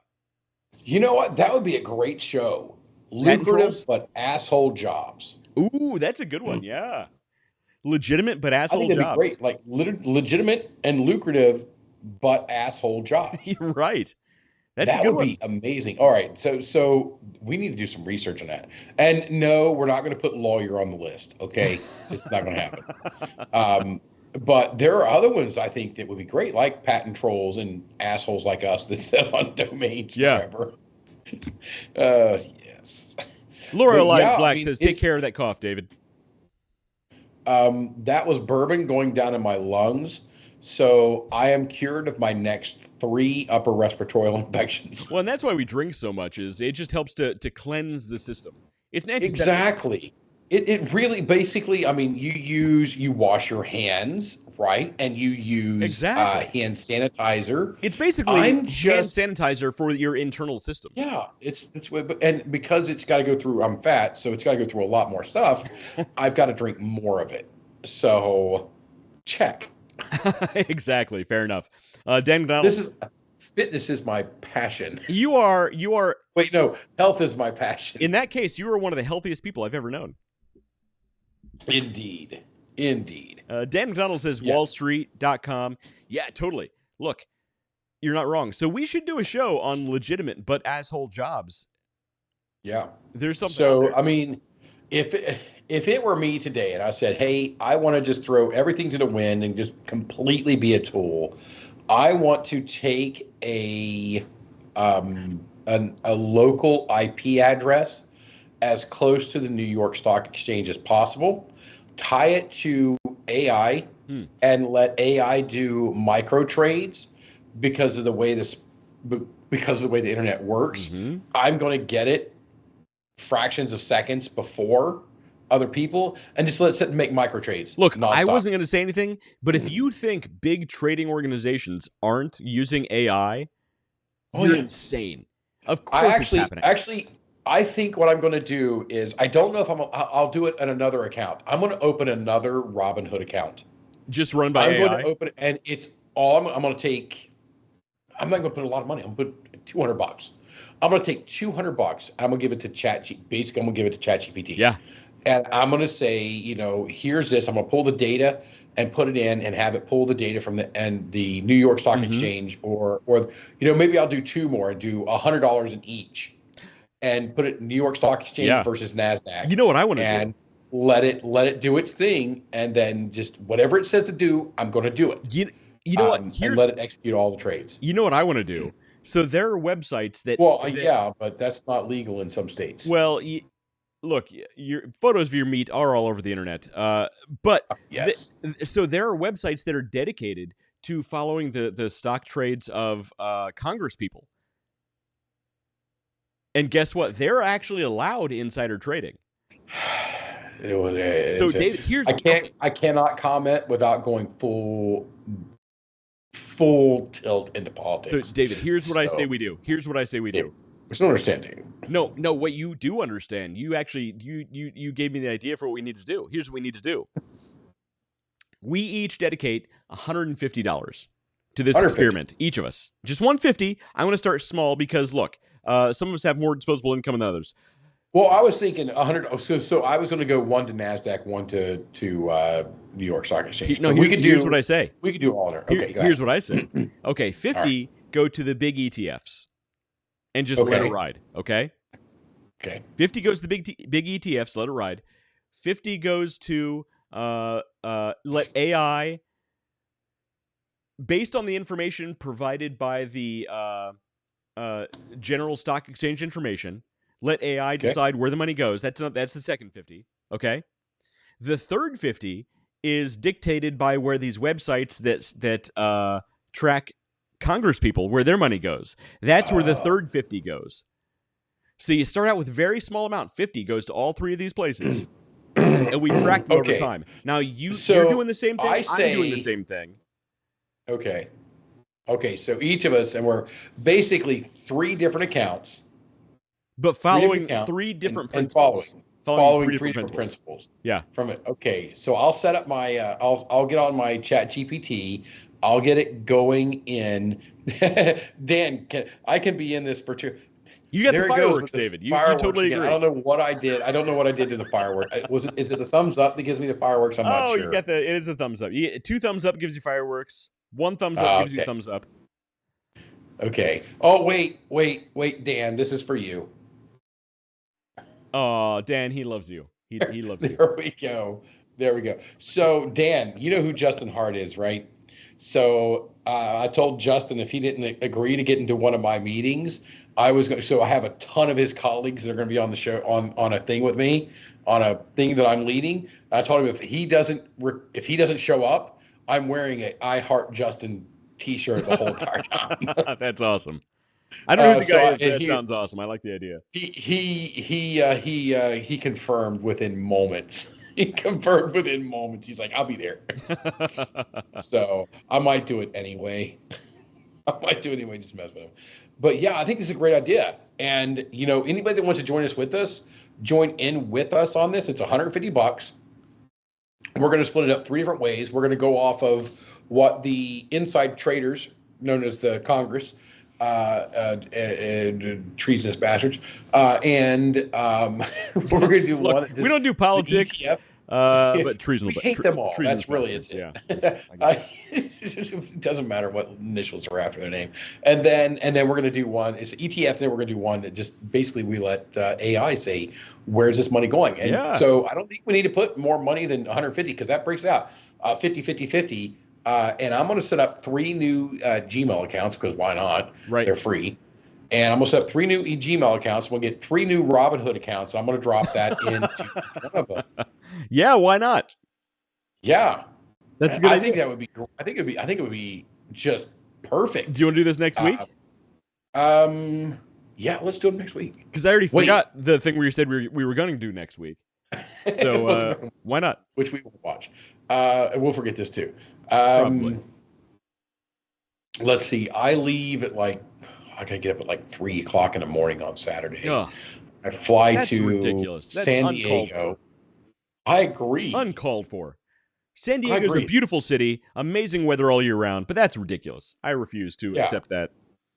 But I got a foot of snow out here, so somehow I think I'll live with it. I've got a foot of snow. I'm leaving a foot of snow and go to San Diego. So I leave out here Saturday. I'm back Wednesday late. So yes, next Thursday I will be back. So I'll have to set it all up Thursday. I was going to take off Friday, but maybe I'll flip it and take off Thursday so I have enough. No, there's enough time between the end of my day and podcast to set up 3 different things and fund. You can do that on you can do that on the plane, David. Come on. Yeah, I can do this. I'll have it set up. We'll be ready to go. But I'll fund it, but I won't start trading until next week. Yeah, we have to start at the same time. Okay. All right. So anybody wants to get into this, we cannot guarantee you any profit. In fact, we can almost guarantee you that you're going to lose every. If you follow any of our financial advice, you will most certainly end up destitute and broke and dying in a ditch somewhere. Yes, gutters underneath of Las Vegas are calling your name. But we're going to have fun. Dan McDonald wanted you to see this, by the way. He said you have to do the same with beach, like I'd rather be on the beach. With his face on a shirt. I think he's talking about the guy you were talking about. So he's talking about Beach. So he's talking. I know he's John. Yeah. He's talking about John. Yeah, we know a guy named John Beach. Which, of course, after watching what's the movie with Queen, the band Queen, Bohemian Rhapsody. I was going to say Queen Elizabeth, Queen Victoria, Queen. I don't know many queens. Nefertiti. So I seen. It doesn't matter. Anyway, Prost. Exactly. Yeah. Exactly. All right. Prost. So, patents. We talked about 3 basic kinds of patents, and it's actually really important because if you don't, if you don't protect your information, your idea, somebody else will, and it is almost impossible to come up with an original idea anymore. It's so hard, man. And the second you think you have anything original that's patentable, you need to protect it. And even if you don't have a prototype, even if you don't have a way to currently build it, guess what? Protect the IP. Anybody who does want to build that in the future, license it out to them. Make money, man. The thing I'm going to go with right now is online. There are templates for NDAs. That's a non-disclosure agreement. Yeah. If you're in any kind of business, especially something that you're going to have IP on, that's intellectual property. Mm-hmm. We've been saying that a lot and not explaining that. Sorry, intellectual property. If you're going to have IP on it, do not do that, David. Don't do that. Yeah, don't. So if you're gonna have IP, if you're gonna have intellectual property, and you need to have conversations with people, you also need to have an NDA ready to go at a moment's notice. Right. So that you can reach out to people like us and say, hey, I need you to sign an NDA. We're going to have a conversation about XYZ. We sign off on the NDA. We can have a full and open conversation and then allow us. We can give you the information, everything. Right. And then we're not allowed to utilize any of it because if we do, now you have a recourse because of an NDA in place. And even if we violate it and it doesn't interfere with you, you still have legal recourse for violation of NDA. Oh, 100%. So I have so I'm working on a project right now, pretty big project, and I think it's going to be pretty successful in the future. And the first thing that I did was I drafted an NDA for anybody that I want to bring in. So it's going to require some custom code that I don't think I can do myself. I think I can get close, but not really to the level that I need it to be at. There are some certain things that I need to do on other levels that I don't think I can get to on my own. And one of the first things I did was draft an NDA. So when I talk to a potential coder and I say, hey, I want to do X, Y, and Z, before I tell him I want to do X, Y, and Z, I'm going to say, hey, you got to sign this document. Yeah, you got to sign it. You know what I mean? So, Dan, if you could throw this up on the thing here. Original idea. We have parenthesis. That is open parenthesis, N1G1 or N1G10, close parenthesis. Now, Dan, I'm starting to think Dan is actually AI. Dan's not a real human being. I do not approve of this statement because I would do open parenthesis, N1G1 or N1G10, X or N0G400, which is a global silence bit, and then I would close parenthesis on that. So hey, Dan, I would have how's the whole your Python? thing in. Dan could probably actually help us out with that. Actually, Dan's one of the people we should actually talk to. Dan probably could do pretty well. Dan's one of the people. Dan will talk soon. So Dan, look for a non-disclosure agreement in your inbox any day now. A non-disclosure agreement in your inbox and lots of dog treats in your mailbox. I will pay you in dog treats, Dan. So. He says so. So, okay. So what we need to know in this statement, if you throw it back up on the screen there, what we need to know in the statement is you say that the N1G1 is at 0-bit or South Pole, and the N1G1 0-bit is North Pole or a 1. What is the status of the N0G 400-bit? 5. And then we can work the equation. That is 2. It's equal to 2. Yes. There's the 2. We love the dog treats. So one thing you got to know is 2 doesn't exist. You shipped out dog treats to one of our viewers with the puppy dogs. Shelly got the new treats. Yes, and she posted. I don't know if you've seen it, but she did post and did give you a lot of love. Oh, that's awesome! I gotta repost. She said, "Oh Lord," she sent me a message. Hold on a second. Everybody, while he's looking that up, if you didn't know, go to underdogplus.com. Pick up some dog treats. We make these. We have apple bacon. This is pumpkin spice. I made some pumpkin spice today. My house smells amazing. We have apple crunch, which is most dogs' #1 favorite. There's also peanut butter brew bones. Go to underdogplus.com. 20% of our profits go to local pet rescues. So this is not something that's going to make me rich. This is not something that is going to make a ton of money. My current wife wishes I would probably make this a little bit lower donation to local pet rescues, but 20% goes to local pet rescues. Limited ingredient, your dog will thank you. These things are amazing. I highly recommend them, not just because I make them, but these are baked fresh to order by hand by this guy. Not this guy. Yeah, not this guy. Not this guy, die. Oh, Dan McDonald says, pumpkin spice sure to make your dog poop. And he's not wrong. Look, there's a lot of fiber in pumpkin. It's good for the movement. Yes. It works. Okay, there we go. We got him right here.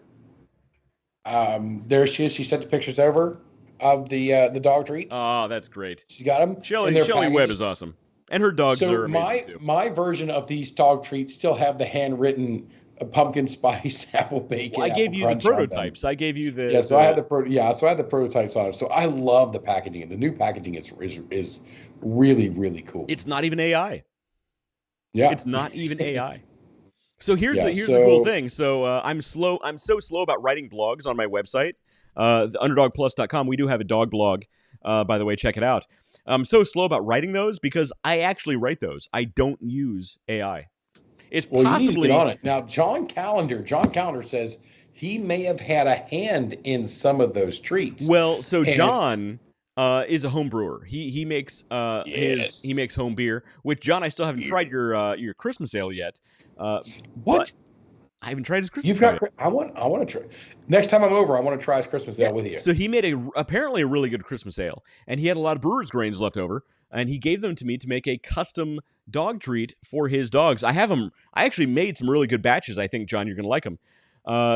So he said his beer was along the lines of Great Lakes Christmas Ale, which is pretty good. It's a very distinct flavor. Great Lakes. Probably, okay, so in all of the Christmas ales I've had, Great Lakes is probably my favorite. Right. So if he done something up there at that, I'm all for it. He said, sadly, it's gone. John, you got to brew some more. But he gave me a lot of grains after the fact to make him this custom treat that would have a similar profile to the Great Lakes Ale that he made, right? And I think it turned out pretty good. John, I need to give these to you to test them out. But so next Christmas, we're going to have a specific seasonal Christmas flavor of the dog treats, only available through probably November and December. And it's going to be based on this recipe that I developed just for John Calendar.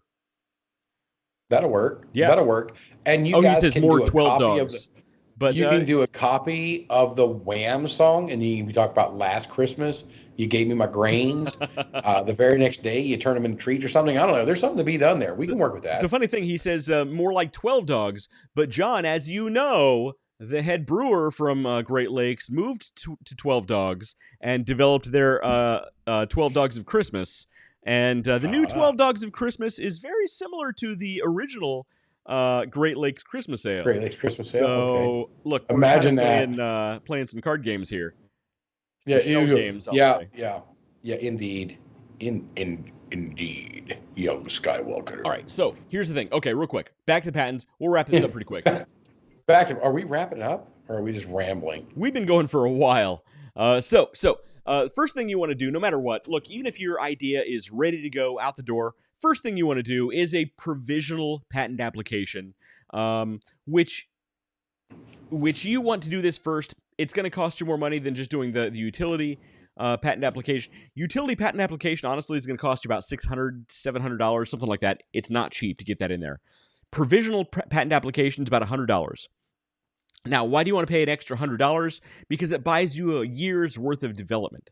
It protects your idea for another year. And allows you to say patent pending for investors as well. Right. Investors is something you're going to need. Exactly. Plus, a utility or designed patent application. Now, here's the thing. Provisional patent application is only applicable to a utility patent, which is for the functionality or the idea itself. For the aesthetics, you want the design patent, you can't get a provisional patent for that.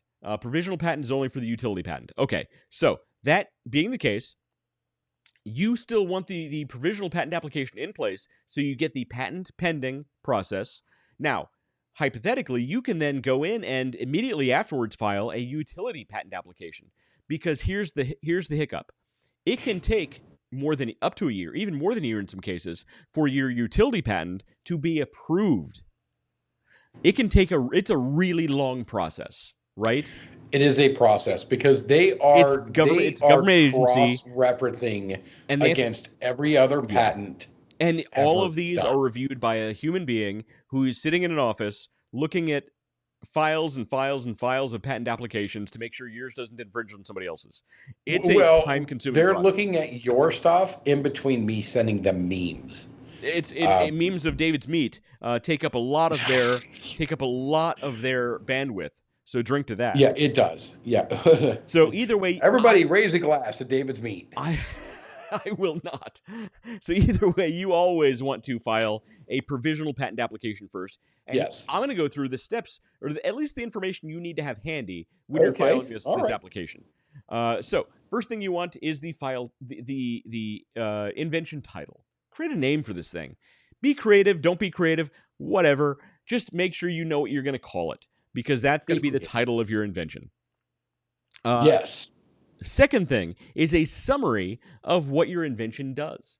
Just give a brief summary of what it does. If it's a ShakeWeight, it's a highly inappropriate looking exercise implement that will get your illustrate the ShakeWeight? What? I said illustrate the ShakeWeight? No. In the summary, you just need a summary of what it does. So you have your invention title, you want a summary of what it does. Next, you want a detailed description of how your invention works. This is separate from what it does. What it does is it builds the ShakeWeight. It builds muscles in your right hand specifically. Now, a moment. Have you looked up the ShakeWeight patent application? I have not. To see how they describe that. We can do that next. So we all have a do not put John Calendar's comment on the screen. We all have homework, and it is to look up the ShakeWeight's patent application. I just looked at his comment. So, by the way, while I'm looking at my notes, I can't see comments. So, John, I got you here. I'm not dissing you if kids still say diss. I'm actually not able to see your comments while I'm looking. It's what the cool kids say these days. All right.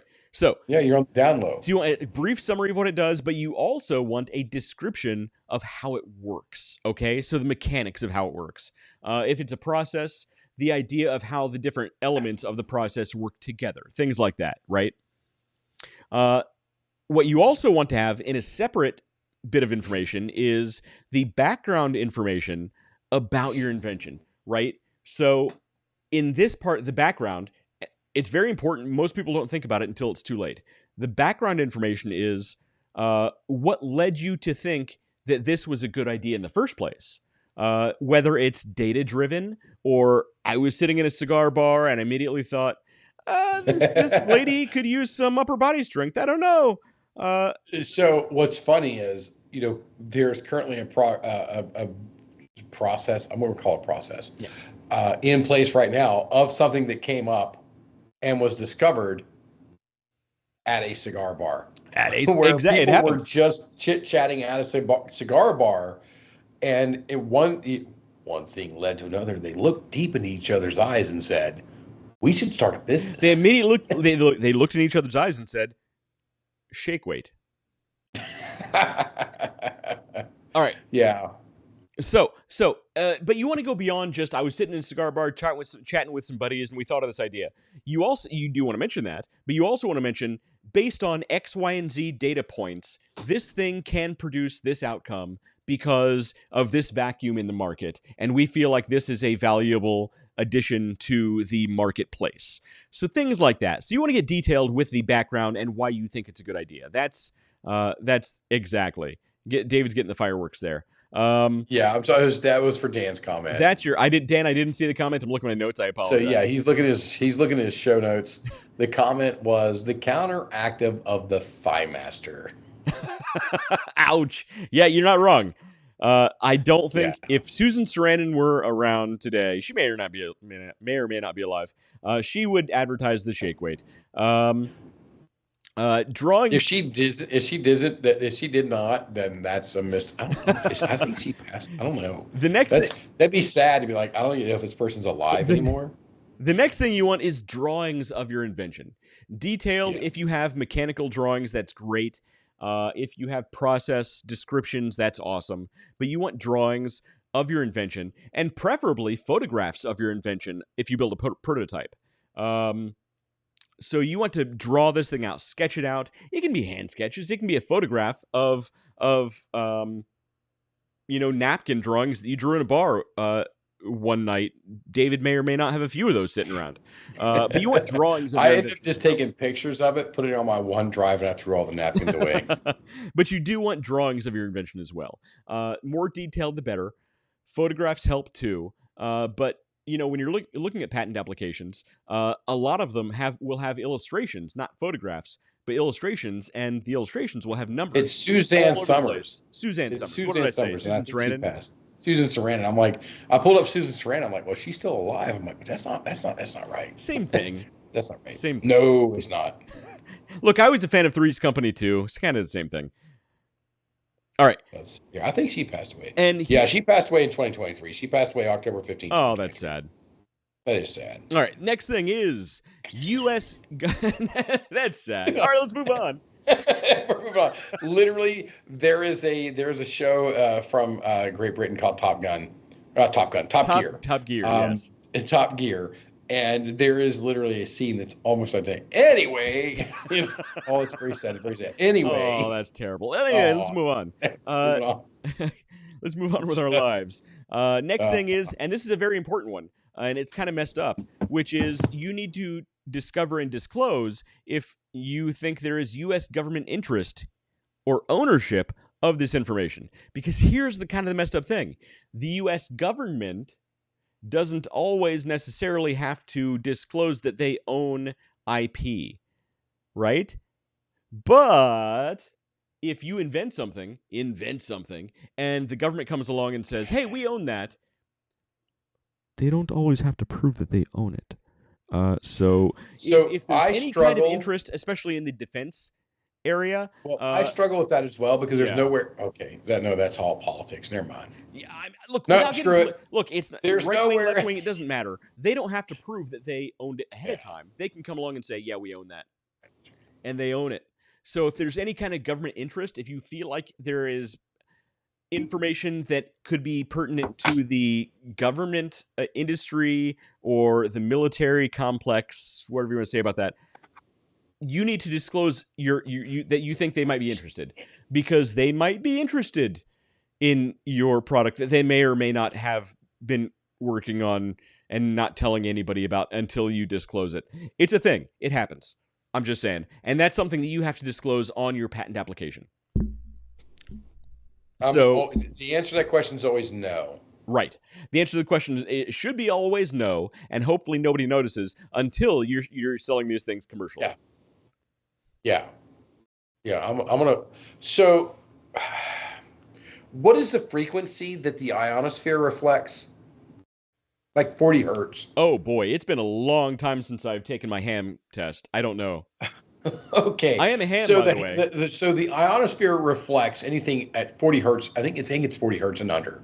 So I had a thought for a kind of a reverse radar. So you could pepper a area using AES technologies to do a reverse. Yes, Dan McDonald says bourbon. Yes, that's what's happening right now. You guys are getting a real crash course here. That you could reverse that. And instead of setting up these high frequencies that reflect back, is we're not trying to reflect back off of the plane or the jet or the whatever it is. We're trying to reflect off the ionosphere, and whatever's blocked, whatever's not getting back, the vacancy, the void, is where there's items. So it would render render stealth technology useless. You're talking about better radar. Yes, much better radar. All right, fair enough. I give that to you all for free. Anybody wants to much better radar? Hey, let's 40 hertz and below. Let's file a patent under the Underdog journey for that technology. Let's not do that. I gave you the synopsis. I gave you the synopsis of it. I'm not giving you any details. We're all immediately going to be contacted by the DOD. Yes. Hey, Department of Defense and Homeland Security, you can't pull up in a black van right now because you'll really stand out. It's very white outside. That's racist, David. No, it's snow. We know you're in upstate New York. Don't flaunt it. They've got it. Oh, yeah. I'm like, oh, yeah, look at me and all this awesome freaking snow. I'm very happy that I'm going to San Diego in a couple of days where there's not going to be this stuff. Yeah. I like my snow.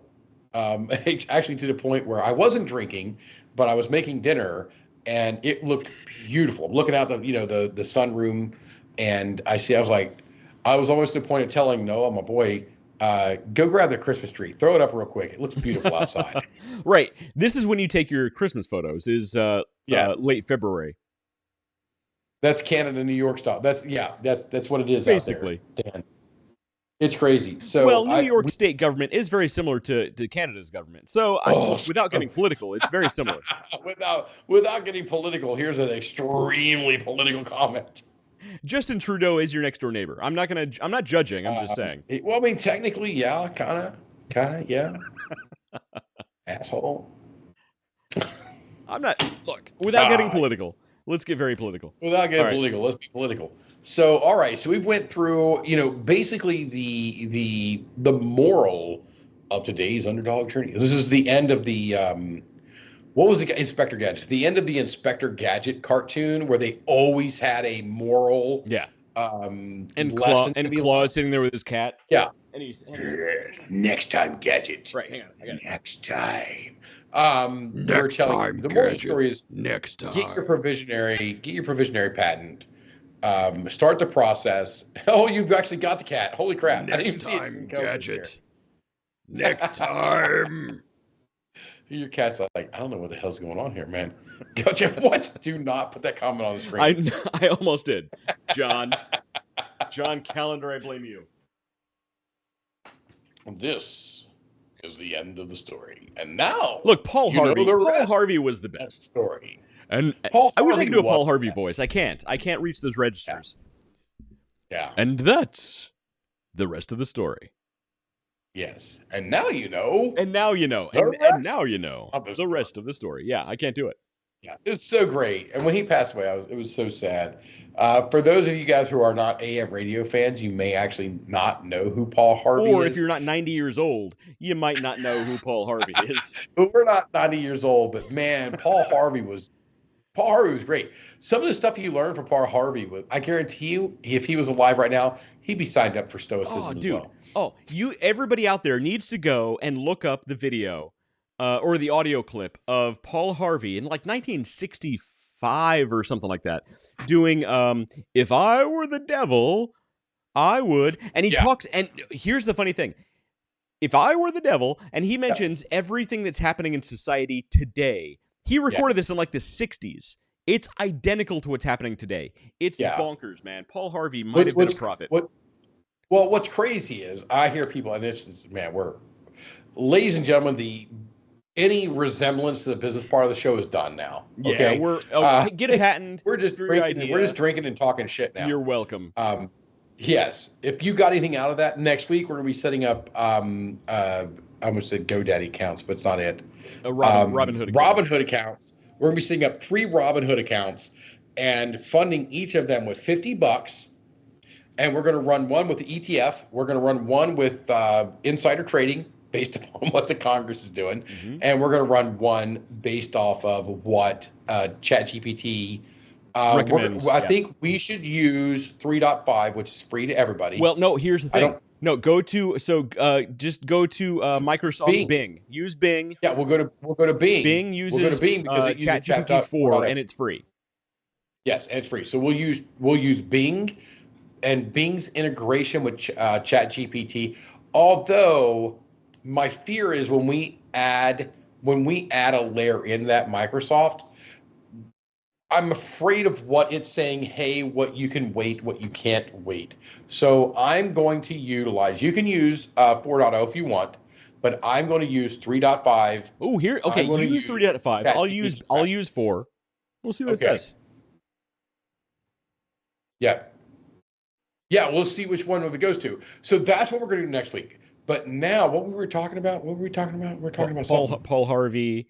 Paul Harvey. Yeah. Okay, so throughout the years, and I mean all of them. All of the years. You could go back and look at almost any point in time, and there's going to be writings, sayings, slogans, take your pick, that you're going to be able to interpret to exactly what is happening. Well, that's the Nostradamus thing, right? Where it can be such a vague, or not even Nostradamus. Let's say, what was her name? Cleo, the phone psychic, the Jamaican phone psychic lady. Any of those things. All of it. It's such a vague, it's such a vague statement that, of course, hindsight's 20/20. You can always go back and attribute what they said to be true. Yes, they totally had it because they talked about, this thing that had nothing to do with anything, but kind of reminds me of this other thing that just happened. Yeah, it's psychic. Yeah, hindsight is 20/20, and I did say that in 2020. So yeah, there's a lot to be done there, and so I can't wait till next week for our show, and we're going to set those accounts up. It'll be a fun way to lose some money. We've got a few people we've already got a couple people that said they're in. So hell yeah, let's make it happen. Let's do it, and let's see which one of these things are going to come out the best. But the same with a business sense of the underdog journey. I don't know what that means. I don't know if that's a compliment or not. If it means we're drunk, then okay, fine. Yeah, do not take our financial or medical advice. But if you drink heavily while investing and you make lots of money, then we'll take credit for that. Yeah, we'll take credit for that. If you lose your ass, that's your own problem. But if you make money, you owe us a cut. No, no. I don't want anything to do with that. That's all bad. But yeah, we were talking about. Oh yeah, so like I was saying, you could take. There was a book. Oh dear Lord, Clap and Cheer. I believe you actually read the book. I think it was given to you and then given to me. Clap and Cheer. Clap and Cheer. It's a Masonic history book or a Masonic book. Oh yeah, I do. Yeah. Did I give that to you? Okay. Yeah, I forgot about that one. So I think I got it. I think I handed it off to somebody else. Mm-hmm. And it was a book written back in the late 40s or early 50s. And it's talking about all the things that John Calendar's like, are you looking for the Kama Sutra? Like, dude, I don't have that. No, I'm looking at Dan's comment where he says it's paid for. It's paid off for those that made money on the business sense from the live cast. Dan, did you make money for our show? Because if you did, I think we get royalties on that.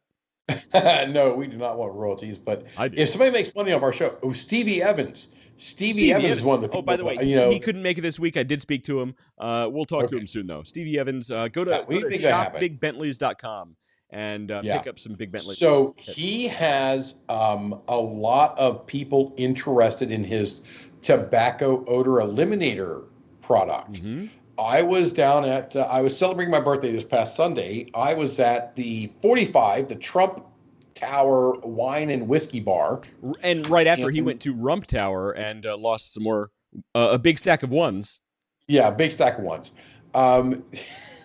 No. Anyway, I'm down there and I'm talking to these people, and one of the wives was talking about, like, he can do what he wants, but he comes home, he smells like hell. If we go here and I don't even smoke because my it's cigars, coat, not because it's stripper perfume. Yes. Because of cigars. Yes, because of cigars. And I check my coat, I come back, and I still smell like this. I said, look here, this is what you need. What you need is Big Bentley's Tobacco Odor Eliminator, only available online at bigbentleys.com. It works like magic. It's really good. It is insane. It is. I had my hat. I got my, my Scally cap, my black one. Yeah. And I said, this hat right here goes with me almost everywhere. And I get into some cigar places, and the thing comes out just reeking. Yeah, because all that cigar smoke is just hovering around your head the whole night. Yeah, it's around my head. And so I said, I spray inside, I spray outside. I let it set for 24 hours, not even 24 hours. I sprayed it at night. I get up in the morning, it's gone. Right. You cannot smell. You cannot smell. So if you're like the very next day, you might have a little bit left over. If you were to grab my hat right now, which I haven't even sprayed for a while. Yeah. And you're going to be like, this is a very clean hat. Oh, it's because of that. So it's absolutely insane. It works in vehicles too. So last winter, David, you, myself, and Kevin Klaus were hotboxing cigars last winter in my Jeep because we got kicked out of the bars. They had a patio, but you couldn't smoke on the patio. So we were having cigars, not cigarettes. We were having cigars. So we went back to my Jeep. We had to sit around. So, and if we wanted a cigar, if we wanted to smoke at all, we had to sit around this corner that didn't have any heat at all. We're like, no. Yeah, forget that. So we went in my Jeep. We rolled up the windows. And we're hotboxing cigars in my Jeep, trying to keep warm. Three grown-ass men. Three grown-ass men in this Jeep. We weren't even in high school. Jeep. Yeah, just puffing on these freaking cigars like there's no tomorrow. Yeah. Because it's late, we're tired, and we're old. But here we are, and we look like Cheech and we were Cheech Marin and Tommy Chong. Oh, those windows had to be completely windows down. It was like a wall of smoke. So for the next week, my Jeep reeked of cigar smoke. I mean, it was bad. Like, my kids didn't even want to ride in it.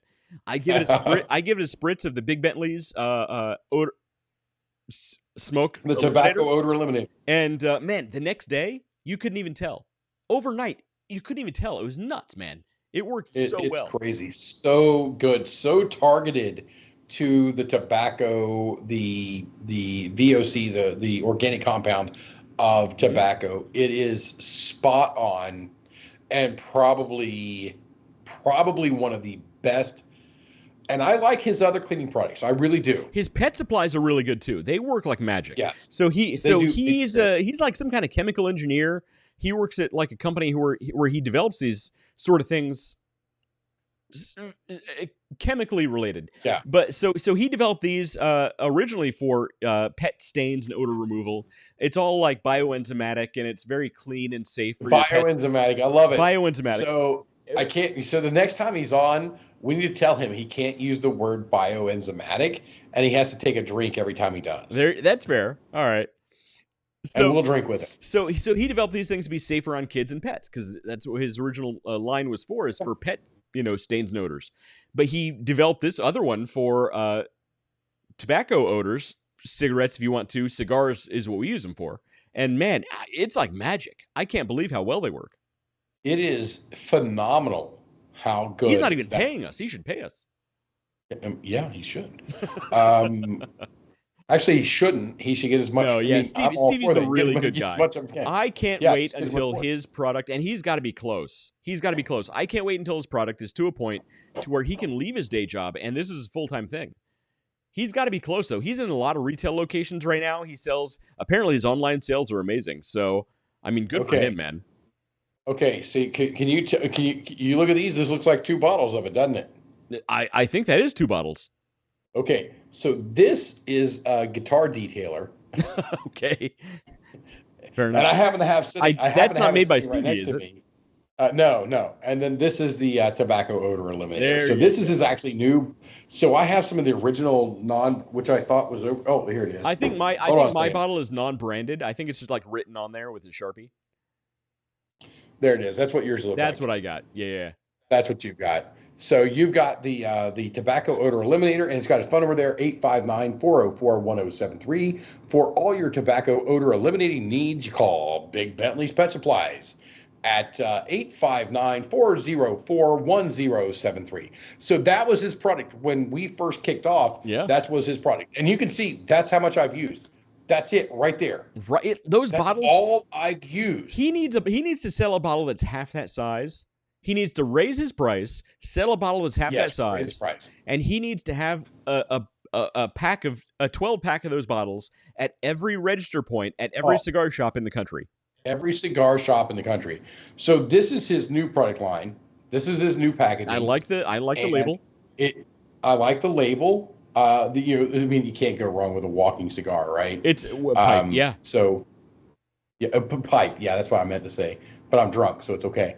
And it says Royal Cypress. I don't know if they smelled. I kind of want to spray them, but I'm not going to do it right now. But yeah, I mean, it is absolutely phenomenal. Just don't confuse it with your guitar detailer. Don't spray that. Guitar detailer will not help you. Right. This is not going to hurt your guitar, but that's not going to help your tobacco odor. But it's really good stuff. And I love having a cigar. And but I was talking to the people down at the 45 Wine Bar at the Trump Tower, and I have them full tilt on board. Gave them the website, pulled it up, showed it to them, said this is what you need to do, this is who you need to talk to, and this is what you need to buy. Dude, if his product, if he had a 12-pack, a 12-box of his tobacco odor eliminator at the cigar shop near Trump Tower. Imagine the high-level people who are there. Well, I'd say Carnegie. I think one of the closest ones to him or to Trump Tower is Carnegie Lounge, but there's some really good ones down in NYC. So that's my point. Is if he's a high visible location, imagine the people, the influential people who are in those places and see his product and would see them on a regular basis. I mean, yeah, that would be good right there. So Dan has an idea right there, because hotel charge like $400 to de-smellify for tobacco use. Well, we talked to him about that, selling in bulk to hotels, because you've put their pet odor remover in your carpet cleaner. Yeah, so I use it here. Yeah, I use Big Bentley's Pet Supplies carpet cleaner on the carpets in the house. Now imagine just by general purpose. Now imagine if Stevie would sell his tobacco odor eliminator in bulk, sell it by in the gallons to hotels that have smoking suites. Yeah, right. That would be awesome. Amazing. That'd be amazing for him. That'd be awesome. So we need to talk Stevie. I miss Stevie. We haven't heard from him. I haven't heard from him in a long time, but I'd like to see him again, talk with him, see how he's going. I really can't wait for the day that he leaves his primary job and just says, you know what, I'm going to dedicate myself to this. I'm going to do it. I can't wait. It's got to be soon. It's got to be soon. So, John Callender, don't tease me, bud. I've been trying to get somebody to go to Vegas with me for months. He has been, John. You tell me you're in for Vegas, I'm in. Dan McDonald says he's got marketing ideas. Yeah, and Dan, I'll bet you do. Let's talk soon, because I have a project that you might be very interested in. A project that may or may not eventually lead to CTO positions. I don't know. We'll talk. Yeah, Dan, we'll talk. Well, he'll talk. I don't talk. I have nothing to do with this. You got nothing to do with anything, David. Part of it, anyway. I don't have anything to do with the freeloader mooch, David. Yeah, that's me. That's me. That's what I'm known as. Is the mooch. I have my nickname is David. That's it. I don't know why anybody invites you anywhere. Yeah. So that's it. So Dan says he's in for. Okay, you know what? Everybody, thank you much. Dan and I are heading to Vegas. I he meant for the odor eliminator. John, why don't you just go to Vegas with me? Dude, Vegas is awesome. John just said he was in for Vegas, didn't he? Yeah, I thought he did. He's like, I'm Vegas, baby. A drinker. All right. No. Forget that. No, John, you can drink in Vegas as well. Let's go to Vegas and drink. You know what we need to do? We need to get a group of guys, and we'll all go to Vegas, do a show from Vegas, find a cool place in Vegas to do a show. Let's make it happen. Why not? So I did it from the Strat the last time. The last time I was it the last time I was out there? I think, yeah, it was the last time I was out there. I did it from the Strat. Yeah. I did it up in my room overlooking the Strip, and now the Strat's kind of in a, we'll call it a bald spot. We'll call it a shaved location in between the north part and the actual main part. It's right next door to the Chicken Ranch. No, it is not. But it's a really cool spot. But yeah, let's get some guys together. Let's do it. Let's do Vegas. Let's do it. Let's I'm still in for Vegas. Show. So Dan says I'm in for Vegas no matter what. So let's find a bunch of guys. We can in real life reenact the terrible actions of what was that? The Hangover. David will be held hostage by a bunch of gangsters who. As long as I'm not stuck on a roof and don't get to do anything, I'm cool with everything else. Yeah, I don't know. I just know Zach Galifianakis was there. That's all I know. All right. That's the weird guy with the fanny pack, right? Yeah. Okay. All right. Yeah. So as long as I'm not the guy stuck on the roof who doesn't get to partake in anything cool, then I'm good. But if you want to get Chuck Liddell, wasn't Mike Tyson in that? Mike Tyson? Well, yeah, Mike Tyson's in it, and then is it Chuck Liddell? I don't know. It's been a long time since I saw that movie, man. I need to go back and watch it. Who's getting married? Who needs to get married? Well, wasn't that the point? Like somebody was getting married. A baby carrier. Austin, what the hell are you talking about? Oh, okay. So I'm the Zach dude. Okay, all right. I get it. I'm like, what the hell are you talking about, Klaus? Baby Klaus. David is Zach Galifianakis. That's pretty funny. So you're whatever no soul redheaded demon there is in the movie. I think I'm a Bradley Cooper type. I'm pretty cool. All right, yeah, you can be Bradley Cooper. I don't know what that is. No, chances are I would be the guy stuck on the roof or kidnapped. Or I'm the little Asian guy who jumps out of the trunk naked. Austin, are you in for Vegas? So Austin, it seems to me like we're putting. So here's the thing. So Austin and I have not had many chances to hang out. So I think we need to make this happen. I don't know what needs to happen. But all right, Austin. Okay, this is not for everybody else. So everybody else can tune out. Austin. Should we be doing this live, David? What are we doing here? It's fine. I'm doing a housewarming party at a person who bought a condo. I'm Ed Helms. Austin says I'm Ed Helms. Okay, fair enough. Headed there in a few weeks. Okay. Anyway, I need a bottle of something to take to them for their housewarming party at Trump Tower. So I'm going to need you to come up with something for me, okay? Just reach out to me. You ping me. You know how to get hold of me.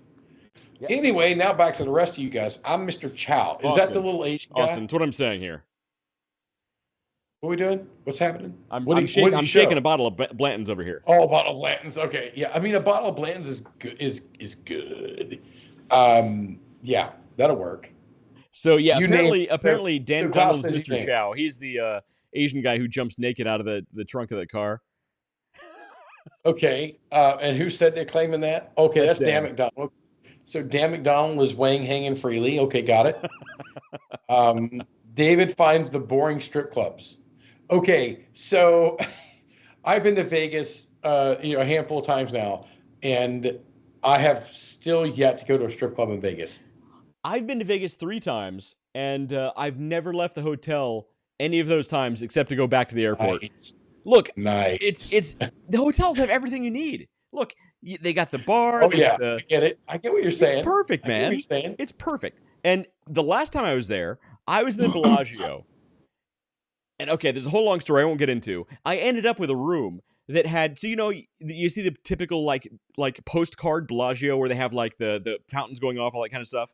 I had a room that was front and center to that show, and it was a brilliant, amazing room. And I had that view from my room in the Bellagio. It was amazing. I won't go into the story about how I got the room. I know the story about how you got the room. It was a great story. But Vegas is fun. He put a lot of work in. There was a lot of shake weighting going on that night. Oh, so okay. Look, I'm sorry. Sorry, I had to pull that. It wasn't me. It was my next door neighbor. Basically, I got to tell you, don't order a stripper or a hooker when you're in Vegas. It wasn't me. Yeah. It was the next door neighbor. I promise. But don't do it. It was a neighbor. I promise. It was the one-armed man. I don't know how many arms he had. I'm just saying. He was keeping me up all night with his ranting and raving, people banging on his door all night. Yeah, so that would be great. That would be great. And John talked about when we were in. Oh dear Lord, it was a long time ago now. We ended up in Indianapolis. I've heard stories about you guys traveling. Yeah. Oh, that was the what was the name of the beer? What was the name of the beer we found over there? It was great beer. So anyway, it was. Hang on, I know this because you told me the story a dozen times. Schnickel Fritz. Yeah. Schnickel Fritz is a Hefeweizen, and that all sounds like we made that shit up. I've heard that story a dozen times, and I promise you, they're not making it up. Oh my God, it was so good. And we ended up at a strip club. John and I. That was probably there was a VFW that had more action going on than this place. Nobody came out of the back room and said, guys, you got to help me. I need some money. Yeah, nobody did that. And so we go in, we go to the bar in the back. We get our Bud Light, real American heroes, and we drink it, most of it, as we were walking back out the place, because this place is absolutely slammed. So there is, I don't know, a couple thousand guys in this place, and I don't know, maybe 3 strippers. I don't remember, but that's all. The ratios are all off, man. No, yeah. It was not a good place. So we're like, and we're out. So we went in, we paid the $20 cover charge or whatever it was. And then we walked back, grabbed ridiculously expensive Bud Lights, and then turned around and left. Yeah. It was bad. But yeah, so I've been to Vegas, a handful of times, and you still have yet to go to a strip club out there. To me, it's all about the music and the environment out there. I don't gamble too awfully much, so I can't wait to go and get clattered with all the guys and literally just make an ass of myself and get a tattoo, because I'm up for that. We're all going to come home with matching Mike Tyson face tattoos. I'm not doing that. No, that's how it's not going to happen. Or Rump Towers tattoos. Rump Tower. Okay, now Rump Tower I can get into. Yes. So it is now 10:20. Oh my Lord! Yeah, we've been going for like 2.5 hours, David. That last half hour went pretty quick. The first hour went quick. So last week I was on the show. We were live over at the Hofbrau on Thursday. Yeah. Which is crazy because it seems like a month ago because of how much stuff has happened between now and then. Yeah. But by the end of the show, my molars were floating, and I'm running to the bathroom. And Wes is like, and I've been Wes, and I'm like, fuck it, I'm out of here. That was David. And that's it gone. But tonight's pretty good. It's been good. You know what? We didn't kill the bottle, so that's good. We did not kill the bottle. And I got to tell you, if you get a chance to try Bluestone Manor, I'll look for it. That sounds pretty bourbon. Good. It is probably one of the easiest drinking bourbons you are going to come across that is not in a plastic bottle. If you've I've not drank anything out of a plastic bottle any booze out of a plastic bottle that I didn't think was terrible. So that's not a good analogy. Kamchatka is top-notch vodka. But this right here, I mean, if you see it, get it. If you see it, get it. What got me was I looked at the bottle and I said, hey, that's the same bottle, literally, which I've got one around here, for Caribou Crossing. Okay. Oh, the Infinity bottle. I can't reach it from here. It's a little out of my range. You drink a lot more bourbon than I do, so your Infinity bottle is probably a lot more further along than mine. So my Infinity bottle is about 3/4 right now, and I've had a couple. I've stolen a couple sips out of it. I've had a sip here or there. So I have two infinity bottles. I have a Scotch infinity bottle because I love a Scotch, and I have a bourbon infinity bottle. I have one of each. Right there, Klaus. Right there, Baby Klaus said, "Looks like Caribou Crossing." It literally is the same exact bottle. Probably the exact same bottle. Probably from the same factory. Caribou Crossing. And so I've had Caribou Crossing, and it is a delicious bourbon. Yeah. This right here is phenomenal. And let me take a look at the backup real quick. Okay, I got to turn it this way because I'm old. And let's see here. Small batch 5, 53-gallon Cooper things, blah, blah, blah, blah, product of something, blah, blah, blah, blah, in somewhere in New York. None of that means crap. Yeah, that doesn't mean anything. Yeah, it doesn't mean anything. So basically, it's a third-party distillery. They own what they want to blend, and they tell a blender to put it together, bottle it, and sell it. Kind of like what happens with the blackened. Yeah. So the blackened, I'm really glad they've slowed down. For a while, it seemed like every other week they were coming out with a collaboration, and I've got 1, 2, 3, 4, 5, 6, 7 bottles of blackened over here. You get the whole set. That's awesome. That's cool. So there's 7 total that you can get. I've got 8 of them here because I keep a regular bottle of blackened that you can just as drink. you should. I get it. Yeah, as you should. All of them are unopened except the Rye, which is Rye the Lightning. That's a cool name. Which is the best album of all of Metallica.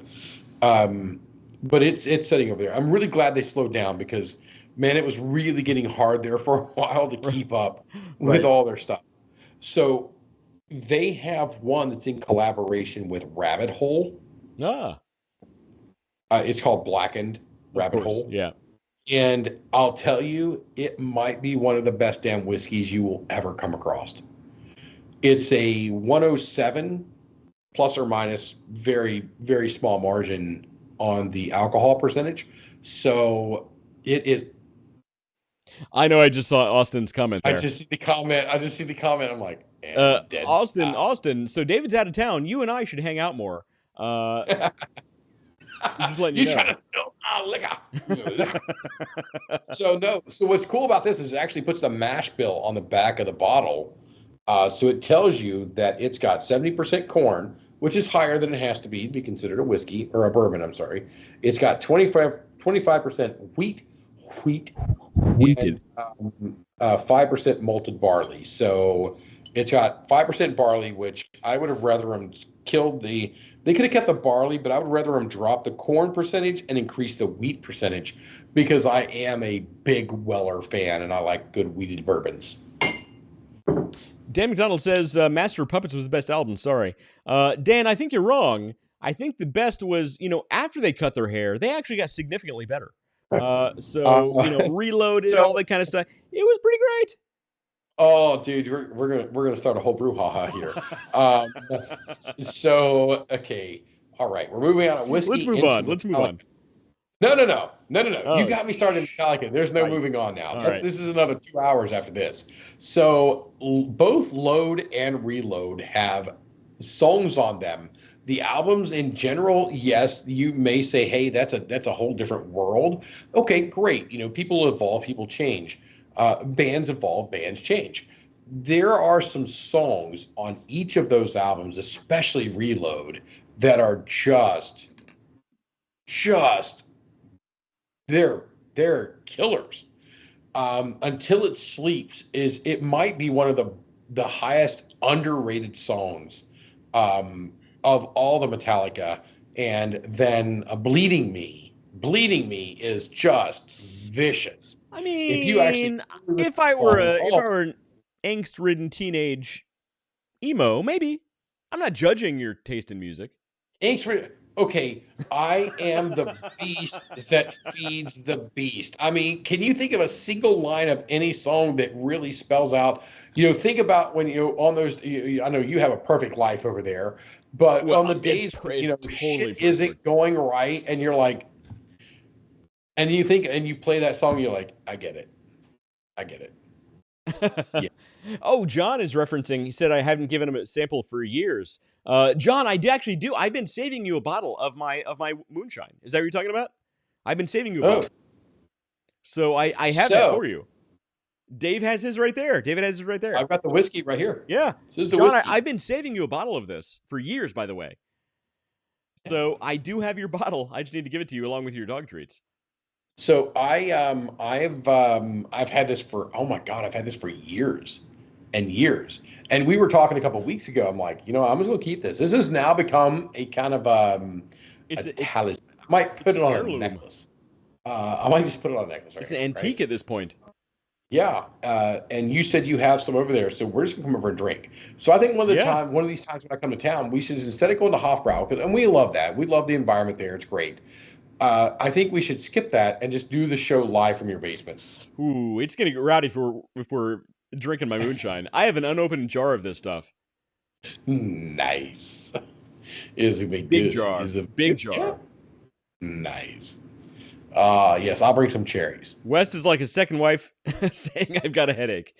Look, John, sometimes you're in the mood. Sometimes you're not. No. When Dave if comes... you got to do what you got to do, just look online for pictures of David's meat, and it'll get you where you got to go. That will not...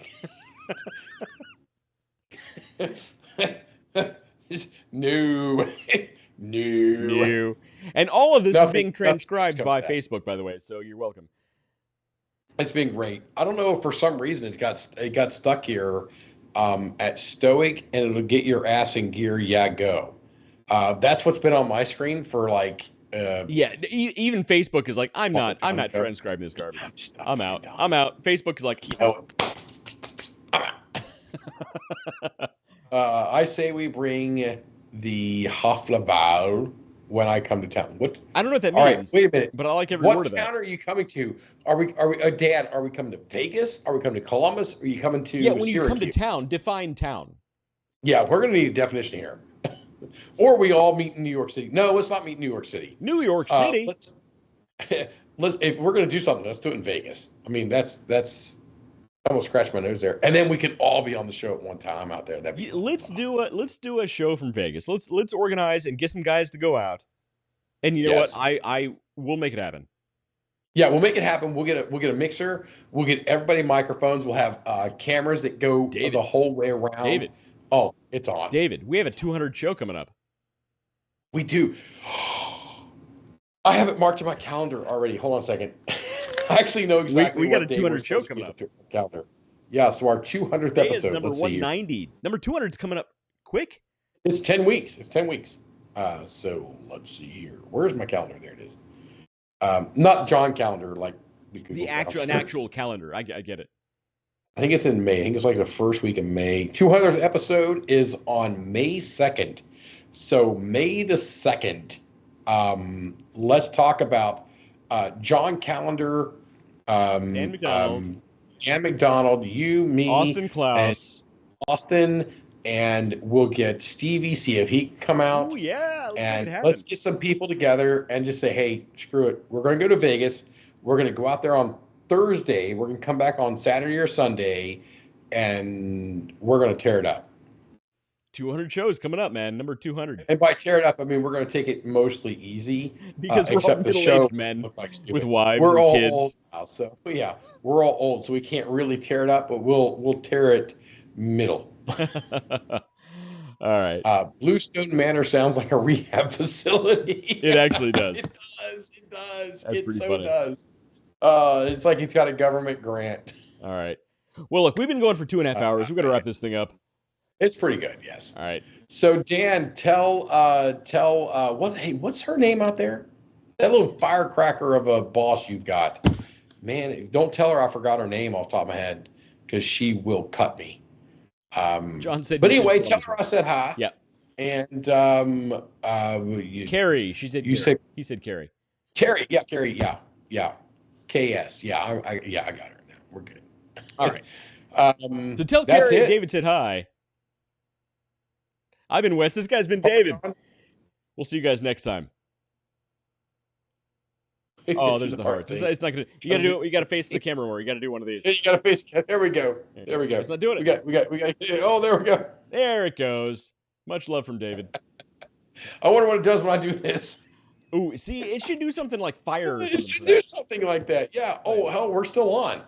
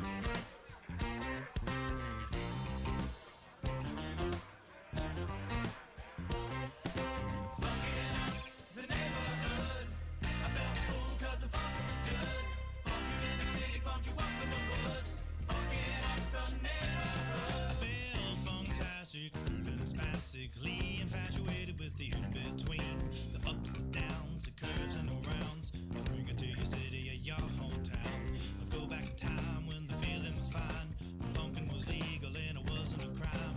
Party people lined up and down the way, a bigger celebration than your birthday. Funkin' up the neighborhood, I felt cool 'cause the funkin' was good. Funkin' in the city, funk you up in the woods. Funkin' up the neighborhood. Funkin' up the neighborhood. I felt cool 'cause the funkin' was good. Funkin' in the city, funk you up in the woods. Funkin' up the neighborhood.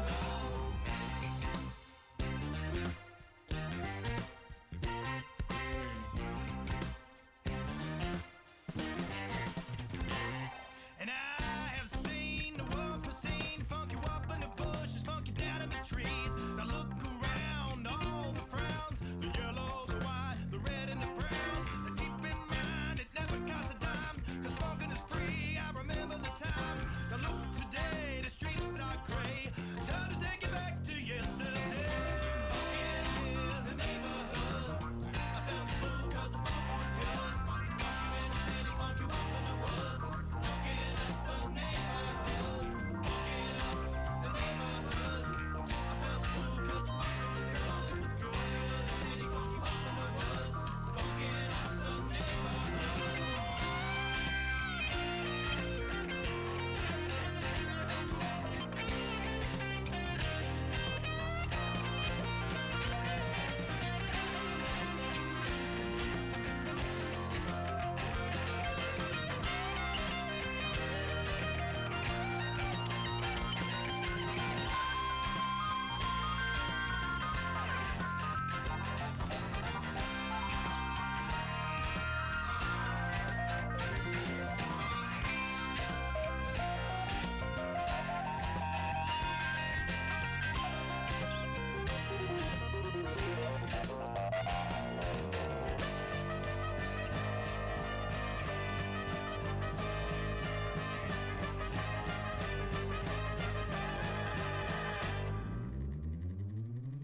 Funkin' up the neighborhood. I felt full 'cause the funkin' was good. Funk you in the city, funk you up in the woods. Funkin' up the neighborhood. Funkin' up the neighborhood. I felt full 'cause the funkin' was good. Funk you in the city, funk you up in the woods. Funkin' up the neighborhood. Funkin' up the neighborhood. I felt full